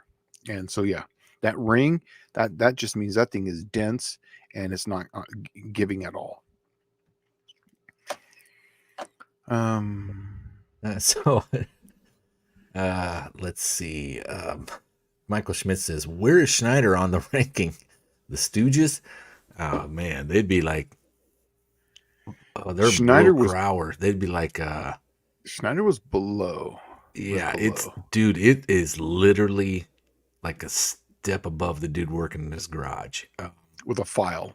Yeah, they have a cam machine, and It's a Burko. it's a regular lathe, Hmm. right? But it is mechanical. There's no computer programming and access machine to this thing. It is literally a mechanical cam grinding machine, probably from the 40s. Hmm. It's the same one that, yeah, that's what Crowder had. But you have a Burko, and then you have like say like a Landis, which is like an early style, right? And they use different types of profiles as far as macro masters go, right? So you put it at the end, and they're clocked, and that's how you set up your lobe separation angle, and then you can go from different lobes, and then so you go an intake on this one, intake on that one, then you hit it, you move it around, so that way you bring the lobe up, and it basically just follows it. And then you got a wheel, you got a disc, and the disc is grinding. It's usually a disc that's about 2 foot in diameter. There's a lot of fluid, and it's a stone essentially. And so then you have a roughing stone, and you're essentially cutting it. You're cutting off half a thou at a time. It's kind of monotonous, but when you got really good people, you can do a really good job with it. Now, comp still has Burkos. There's still a place for those. They still have the old school Yeah, they'd probably machines. be set up to run 200 comp 268Hs for a small block Chevrolet at one time. Yes, but I think they're using the Burkos for a lot of the custom stuff, because it will Oh, still, really? yeah, a Burko will still, I mean, an old camshaft will still turn out just as quality with the right person working it correct. With the right person working, still send out just as quality as one of the machines. The machine can just do it every single time like that. That's the only difference. So when you're doing long runs, it's worth it to use the machines for those, to do the custom cams on the one time setup, because every time you make a camshaft, you got to set up for Oh, well, okay, so, but Schneider, though, literally has the one cam machine, it. One. and it's in their garage, right? But the coolest thing is the window that you got to walk up, and it's just like ordering a freaking burrito in Southern California. You're ordering a camshaft, I know. right? I remember that. And I've you would been tell there the so guy, many I need times. this cam and these lifters, and it's all right. Come back Friday, and then you come back Friday, and boom, there's your cam, your lifters. It was pretty cool. I've never seen another place like it. There is even Crowder's not like that.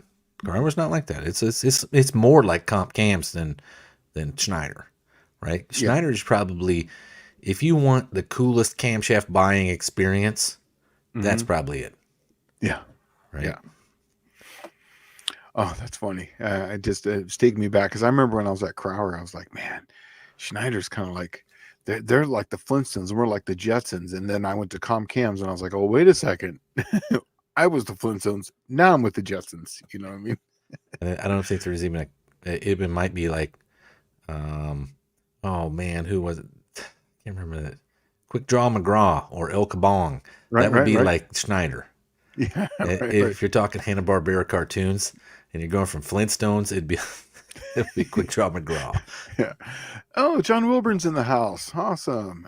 John Wilburn saying, so remember this, coming up on Friday, he's having a guest Friday live soon, who grinds cams on a 1954 Van Norton cam grinder, which is also another type of one. So you have a Burko, Van Norman, and then you have a Landis. Excellent reputation. Yeah, they work really good. Don't get me wrong. If you know The how to old work them. grinders, Yeah. huh? If you know how to work them. If you know how to work them, they are incredibly good, and the accuracy on them is very good. You remember that this is what they use. This was state of the art, and this is what they made all the aircraft and all the other type of camshafts for. For World War II, this is kind of what the stuff they used. Well, This if you think van. about this, all right, to put this in perspective, this is the cam grinder that they used to make camshafts for Top Fuel funny cars and dragsters all the way up until the 80s. Mhm. Huh. Michael Schmidt's asking a question. What the heck is a 3/4 grind? Okay, 3/4 race grind. So, why don't you tell them what you think it is, and I'm Well, going to show them my camshaft for. okay, I'll tell you what originally I used to think way back in the day when they'd say it's a full race cam, 3/4 race, half race. That was all dependent on how aggressive the camshaft profile was. I used to think a 3/4 grind camshaft had 3/4 inch lift, 0.75. And then they were looking at 1 inch lift for full race cam. But then I just realized it's all tiered on based on how close it is to stock is Yeah. really what it is. So Well, hopefully this comes through. Okay, so that is, if you don't know Crowler, you can go to their webpage, and if you know the cam number, you can put it in, print your cam card, and it can come up. So that is my cam. So if you click on that, you'll go to that's the one, the Cookie Monster. This is the one, the Cookie Monster. So this is a small block Mopar roller, and it is literally a 3/4 race cam, and it says it right there on the thing. It's called the grind number 3/4 race cam. 3/4 race cam is basically whatever you define as race. This is why it's such an ambiguous thing. It's always been. So for me, a 3/4 race cam in a small block Mopar is 274, 283 duration at 50 on a 108 lobe separation angle, with at valve lift with a 1.6 rocker arm of 712, 712. This was installed on a 106 ICL, so it's got 2 degrees advance cut into it. To me, that's a 3/4 race cam. So First Responder Garage says the lobe is 3/4 around the circumference of the base circle. With a bunch of smiley faces. He's not being serious, right? Then Danny Boyd says, do they make a 3/4 RV cam? No. The RV cam is one of my favorites. I remember the first time I called you when I said, hey, I want to put an RV cam in a big block Buick. You were like, are you freaking nuts? I remember laughing at that. Quarter shorter. Okay, so he's confused. Okay, so here's how it's. Remember, the people are going to be saying the exact same thing about what people nowadays call a stage. Okay, so what is a stage 1? What's a stage 2? And what's a stage 3? What does that mean? It means absolutely nothing. Same with the quarter, half, and 3/4 and full race. All it really was is that how much more camshaft are you putting into it? 30-30 Dummkopf is basically 30 degrees more intake, 30 degrees more exhaust. So that was a quantitative number. This stuff, it means nothing. So that's why I just kind of say, well, it's all relative to the cam grinder. Yeah, to whatever it is. Now, here it is. Michael Schmidt, 3/4 must be whatever J.C. Whitney says it is. That is absolutely correct. And that's probably where that came from, to be honest with you. Yeah. I'll bet you that's where that came from, was J.C. Whitney. Because that's where everybody used to get their stuff. Yes, exactly. When I was a youngster, like, okay, we're going to talk about something here that you can't get today, especially for you young cats. You never had one of these things. They used to have the Bible. PAW used to have the thickest freaking order book that there was on the planet. Do you? I have an old Unfortunately, PAW doesn't exist any longer. It was this big. Oh, my God. I used to live with that book open, just reading about stuff, because it told you every spec and for every part they had. Yeah, it was like everybody's catalog all in one. Yep, all in one catalog. And then I wanted to say they were like $5, right? $5, $10, something like that. And you would call and just get one every couple of years. And then what you could do is you order a bunch of parts at the end of the year to say, hey, throw in the last year's book. And they would generally just throw one at you. And but so the PAW catalog was tits, man. I loved it. I still have one. I'll give it to you. I can't order them anymore, so it doesn't matter. Ed Scuderian came out with a term 3/4 cam way back to mean 3/4 of the way to full race only cam. Vizar told me that he knows Escuderian. Yeah, I remember talking to many people about this, and it all came back to Ed is what they said. But basically, it's just how close it was to a full race cam, and that's what everyone's always said. But it's really ambiguous because what is a race cam? That's the defining line. So what's 3/4 to what? It's almost like differential equations when you're integrating in respect to X and Y, and you don't really have a starting point. So yeah, that's the same thing. yeah. Oh, Michael Schmidt saying, yeah, it's 500 pages. Yeah, 20 minutes away from me, they had a full-on dragster hanging from the ceiling. That was the heyday. That was the Drag City days. Yeah. When Southern California, you could go race. They called it Drag City there because you could go race Top Fuel any night of the week there somewhere. That's so awesome. Now it's going to be no cars by 35. Yeah. Dust Devil Garage is saying if I win the lottery, I'm starting PAW back up. I Good for think you. you know what? Super shops. Start a super shop. In today's well, somebody's already bought that. I think Holly bought that. Oh, really? They did, yeah. But in today's market with Summit and Jigs having back orders for the millennia, I think you could probably insert yourself into a market there, have a good Yeah. online presence, and you could clean their clock. Dude, I had so much fun at the super shops, like on a Friday night. That was like the place. That was like probably like our that was like Was it our Facebook. Dougster's asking? Dougster Wolverine Garage is saying, where was PW located? I think they were like Covina, California, or Yeah. somewhere there, like north of Los Angeles, I believe. Danny Boy saying never going to California again. I'm only going to go to visit, and that's about it. I have no desire to. Once I've lived in free America, actually live in America, it's a whole different world.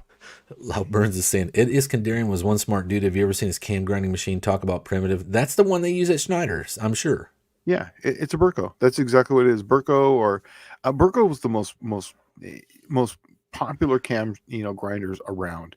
Landis and the Van Norton were basically they were around too, but they weren't as popular. At least in Southern California, everybody had a Burko because they used to share masters. So Tom Brown says, I used to love sitting for hours going through the PAW catalog cam pages, running each one through the desktop dyno. I did the same thing. I was stationed in Japan. I couldn't have any car stuff. I was younger than an East. Let's see. You couldn't have a car till you were a E5 and you had to be married, right? I was like an E3. I had a PAW book and a desktop dyno that was on the old one that was on a floppy disk. Yeah. And I put it on our computer down in one of our sonar spaces. And it was just like, I'd sit there for hours after I got off work, just comparing camshafts to different bores and strokes. Oh my gosh, man. Yeah, there was a super shops in Escondido, and where it was at, it was literally right down the street from the parking lot where we used to meet for Friday night, races. So you would go there, and they close at like say 8 o'clock or 8:30, whatever, and then they'd be hanging out, and they had like a little couple bays there, so they'd close the shop, but the bays would still be open, and you would see all the guys getting ready, loading the nitrous, getting all that stuff, and you're like, man, at this time I didn't really have a super fast car. I think I was racing my Volkswagen at that point, and so they were like in a different league, and that's the reason why I got rid of the Volkswagen. Is yeah, it was fast, but I could get out. It was quick. Let's say it was quick, but they would just run you down. They would just run you down. Yeah. I So missed that. Clint Street Machines is asking, what was special about the purple cams and what are the downfalls in the modern world? Especially with the purple cams, is they were designed by the Mopar gods. Let's put it that way. So they were designed and to run specifically in an engine, and they had lobe specific for. They weren't Chevy lobes or profiles on a Chrysler core. They were really designed for Mopar, and they were Mopar profiles because they had 904 lifters. The downfall is that while those camshafts were good, the new modern cams are light years ahead of that, considering they didn't know anything about different derivatives, acceleration, all the way down to jerk, which is like your third or fourth derivative of your parabolic curve. That basically comes down to how much spring, your harmonics and your spring and your just what kind of harmonics and Well, those what's the word I'm camshafts were looking for? designed specifically for the Yeah. ports, valve sizes, characteristics, rod length of Absolutely. the Mopars, right? Instead of They were that, a lot of camshafts were actually, Chevy especially when they grinds. took off, were Chevrolet profiles put on a Buick core, a Oldsmobile core. Just like if you Or look around Fords. now and you find that's why I said that earlier. The what do they call it? The 268H, the Comp 268H is the quintessential camshaft for that. Okay, Yep. that is a small block Chevrolet grind for a small block Chevy Yeah, put on any blank. pretty much. And Profiles are the same too.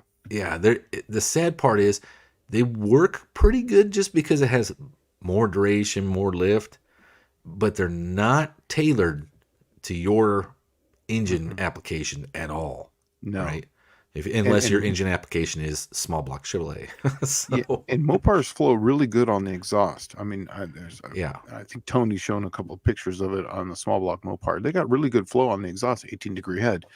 So, you can run a lot more duration on the intake. You don't have to have such a big split between the intake and exhaust. So they were really designed for it. The downfalls is they're just older profiles.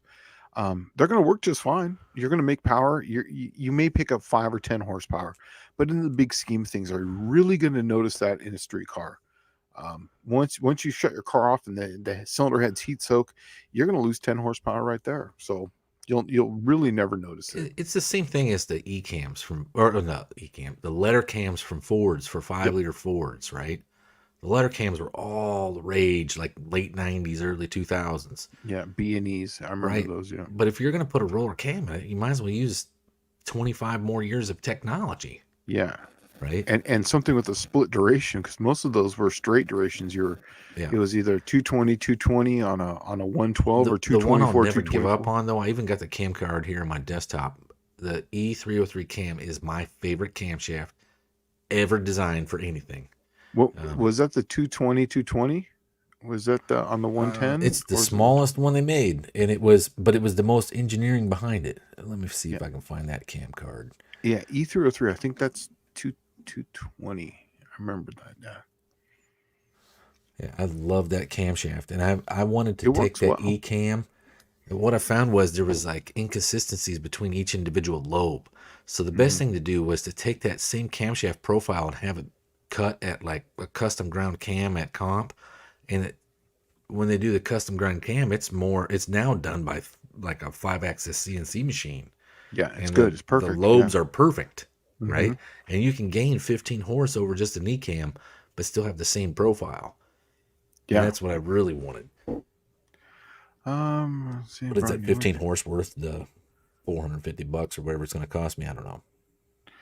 Let's see. John Wilburn saying, the company that used to load my carry ammo repurposed a World War II era machine that current pencil erasers, excellent quality. They knew what they were doing. Yes, I agree. That's why a lot of the lifters for Crower, every single lifter is made on a screw machine, which is basically just a lathe that's got 6 positions in it, and it just rotates every time. It goes in, rotates, and goes in. So yeah, makes 6 operations and cuts it off. Um, oh yes, no, mine did the same thing too. I it would pop a wheelie. In fact, I had a distinct advantage of most cars in racing on the street. But when we went to Center City Parkway, which was basically north of Escondido, the drag strip start was slightly downhill, so all the advantage of a Volkswagen went right out the window. Now, if we did it at Center City Parkway South, that was on flat ground. Or Then what was the first one in San Diego? Mira Mesa? Is that where everybody used to meet up? Mira Mesa? Kearney Villa. Kearney, Yeah, Kearneyville Road. Kearneyville. Yeah, now that Okay. in San Diego and Kearney Villa Road, That was uh, uphill. that was like slightly uphill, right? Mm. Yeah. Kearney Villa Road slightly uphill. Dust Devil Garage is saying, drag racing question. Do you think using a practice tree with a button helps with your reaction time if you foot brake? Yes. It I'll always tell you will. right now. I raced Shane, heads up, match race madness, best of 3, and I had a foot brake. I have a Yeah, foot brake car. My T-Bird is a foot brake car, and you were sub 1,000, 100,000, weren't you? yeah, before I'd be like 2 somethings, Yeah. right? And I just couldn't get I could. Oh, okay, so let me tell you how this works. One, you have to factor in the rollout. Hmm. Okay, your rollout is essentially how tall the tire is and how far it's got to move before it gets out of the beams. Yes. Okay, and then you also have to factor in your foot coming off the brake, right? You're looking at thousandths of a second here, and the easiest thing to do is just get yourself a stopwatch and you push the buttons with your foot. Just put a board on there and push the buttons with your foot and how long it takes to start and stop that thing. Okay, and then you divide that in half. That's how I ended up doing it. It was just you come up with a guesstimate, best guesstimate on the whole thing. But do it like 50 times and you'll come up with a number, a mean average, and then divide that in half. And because that's how long it takes you to essentially just let off instead of let off and push back on. Right? So that's what I ended up doing. But you have to factor all that into your rollout. And I came up with some ridiculous number. Now, Jegs used to have a downloadable one that you could do on your iPhone.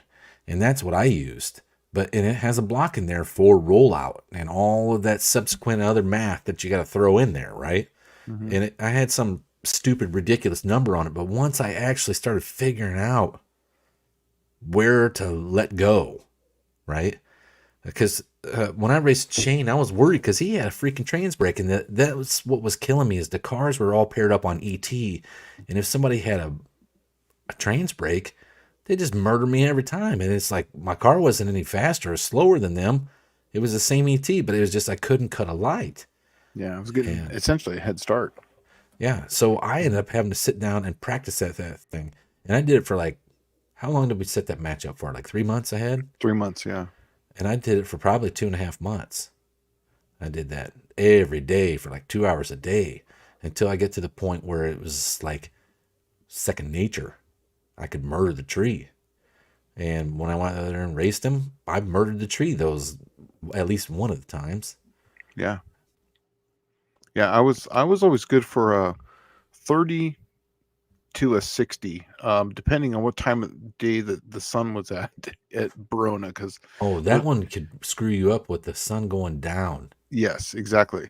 There was a time at the match race where every single time someone left in the left lane because of where the sun was at, it would show them going red because it was right on the reflector because you're racing essentially dead west right into the sun. Yeah, I had that happen to me where I went red and the car didn't even move. Yeah. Yeah. So we all tried to protest that, but they just said whatever. So if it was the last really, race, all they need to do was put shades on the damn yeah, right. It's all you had to do is put reflector.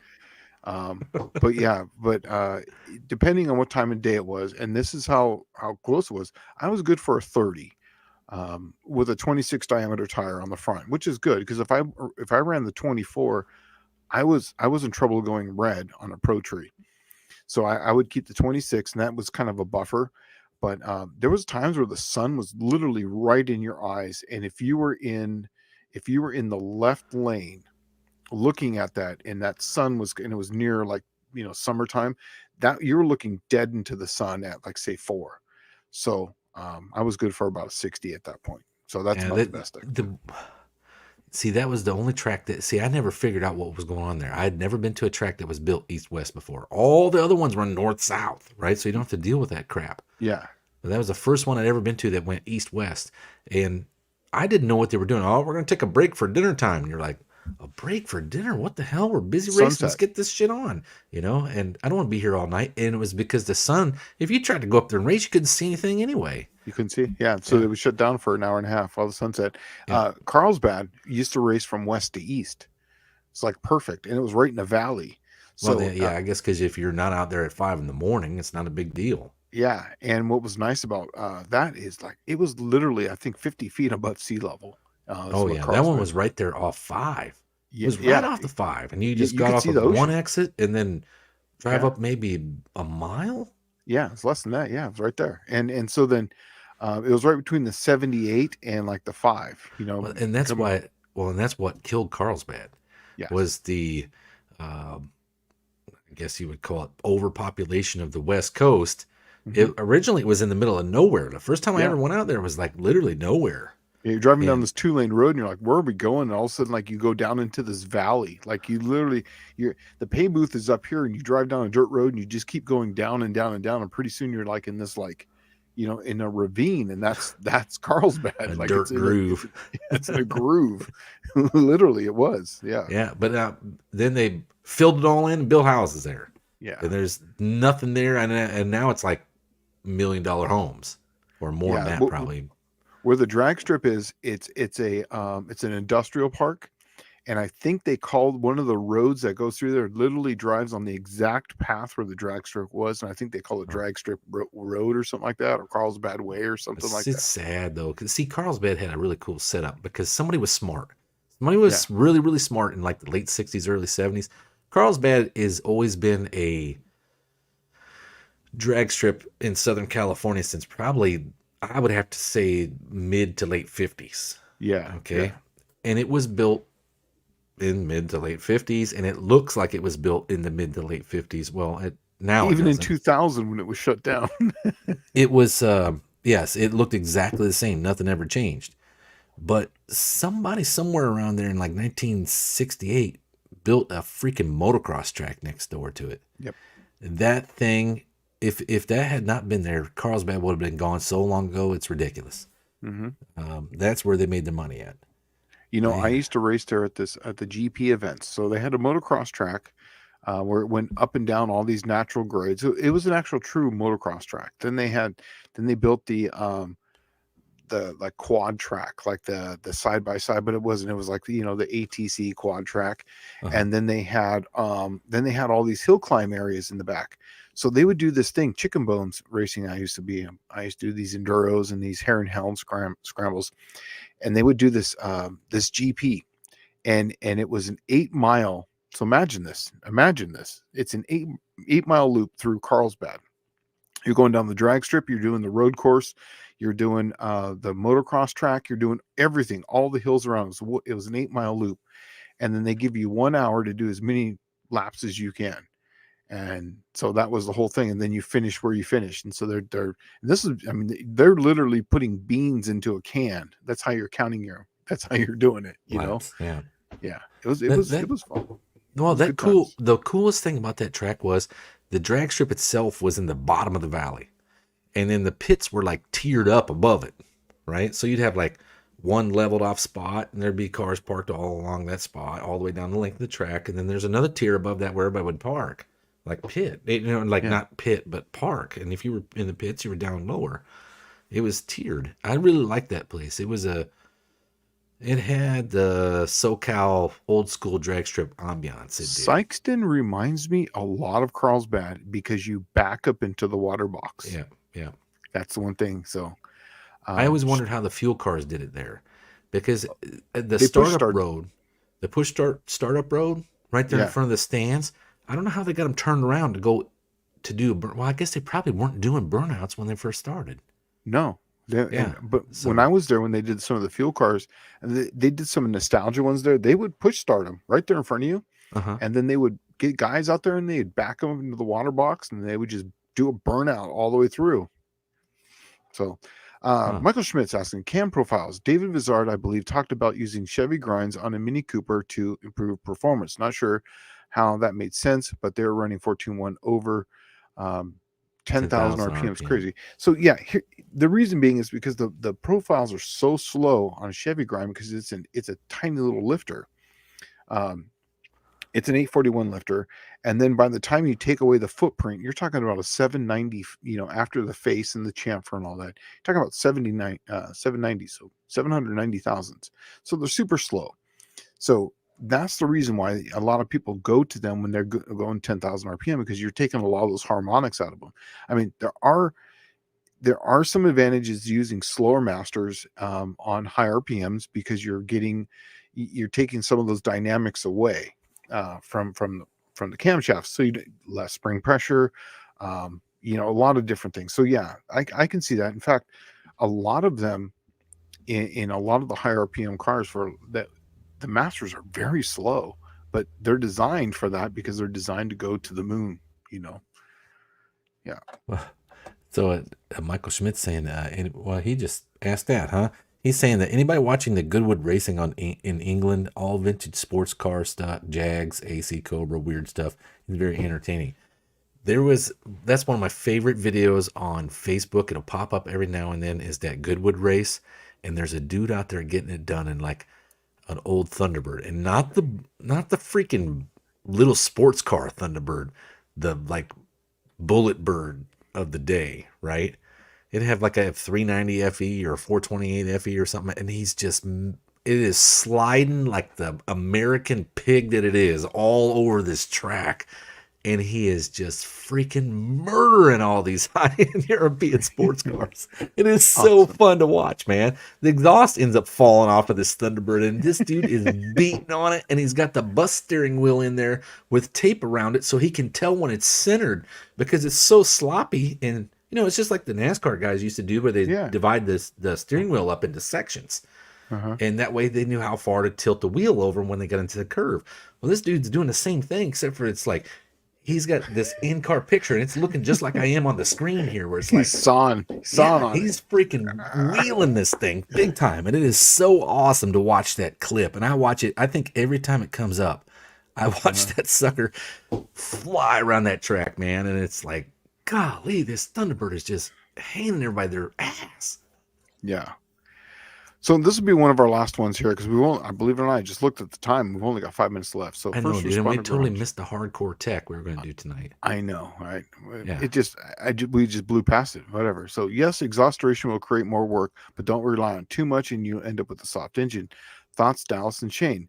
Would Cam use this trick and still undefeated in torque delivery? Okay, so everyone has their own way of doing camshafts. I know how Vazar does them. I know exactly how everybody does them. I come from a physics type of background, so I always want to know cylinder head flow numbers because these are engines are just air pumps. That's all they are. So I tend to set the intake duration for my RPM, right, where I want to be, usually based on cylinder head flow.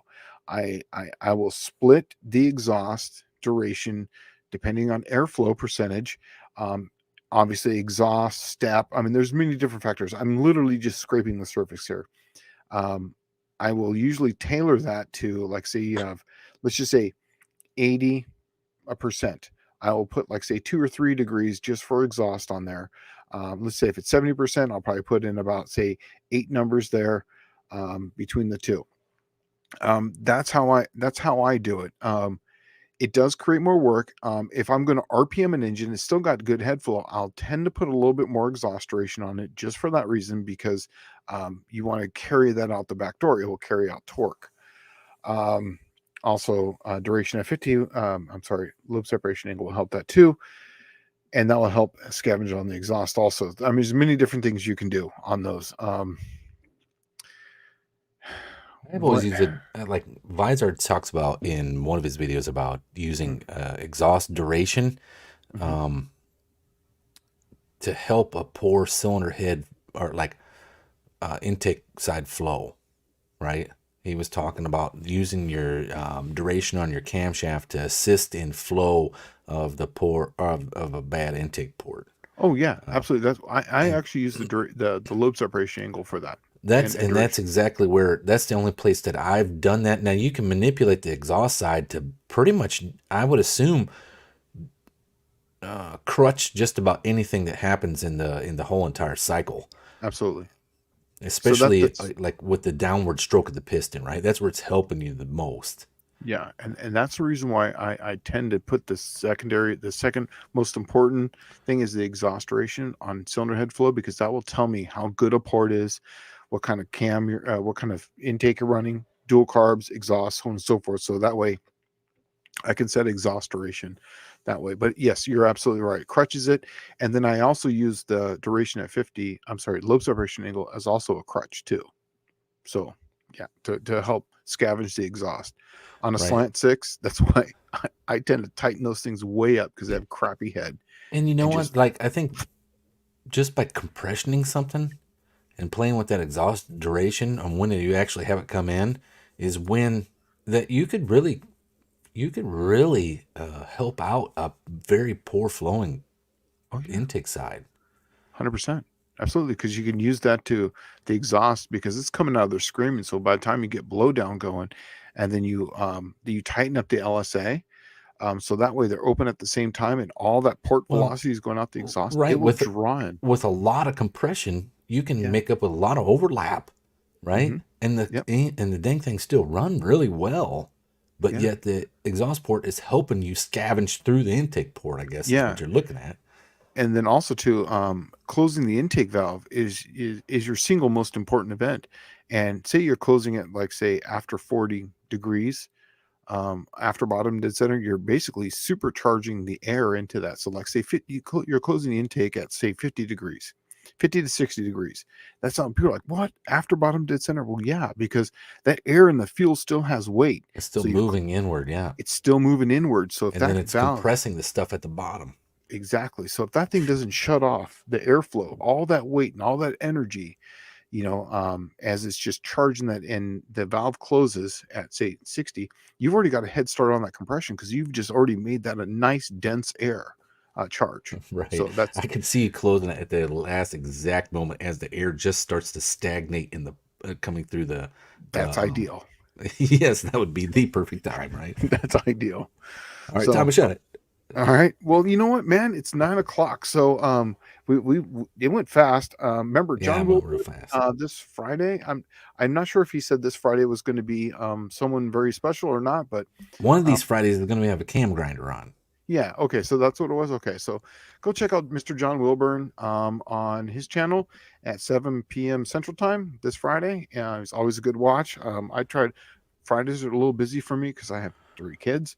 I try to always pop in there whenever I can. And sometimes I knock on the door and he lets me in, and I can usually get on the channel, but sometimes I can't. So anyways, other than that, I've got Slant 6 stuff going on, and that's all I really got going. I want to get this car done on my little break so I can have him, Mr. Gilbert, drive his car back from here to Texas.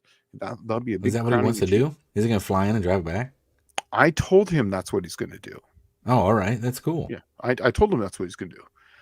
I told him, you're going to fly here, we're going to drive there, and then I might fly back home or rent a car or something. I don't know, but that's the deal. So. All right, well, I guess we're out of here. And that's what do you got coming up? Plug whatever you got going on. I got nothing going on, dude. Life is still happening to me. So once that's passed, I imagine I'll get on to plugging something that's worthwhile plugging. So okay, so John Wilburn said that on the Friday, so January 5th of the new year, he will have Mr. Cam Grinder on there. Isn't that going to be our next show too? Is after the new year? Yeah, we're thinking about that. So we're thinking about taking a little break for the holidays so we could spend some time with our families and whatnot. We'll leave it up to you guys. Send me an email, whatever. Respond on this if you guys want us to stick around or not. But I would like to take a little bit of break, and I think that's probably what we're going to do. So I think we'll just come back on, I think it's the 3rd? I think so, 3rd. Yeah, that's Wednesday. Yeah, so our next live will be January 3rd of the new year. And if you guys got any questions at that time, Slide Daily Garage Yahoo. But until then, we'll be seeing you guys later, and have a great Christmas and have a great New Year. So, all right. See you cats on the flip side. Yeah, you guys have a good night.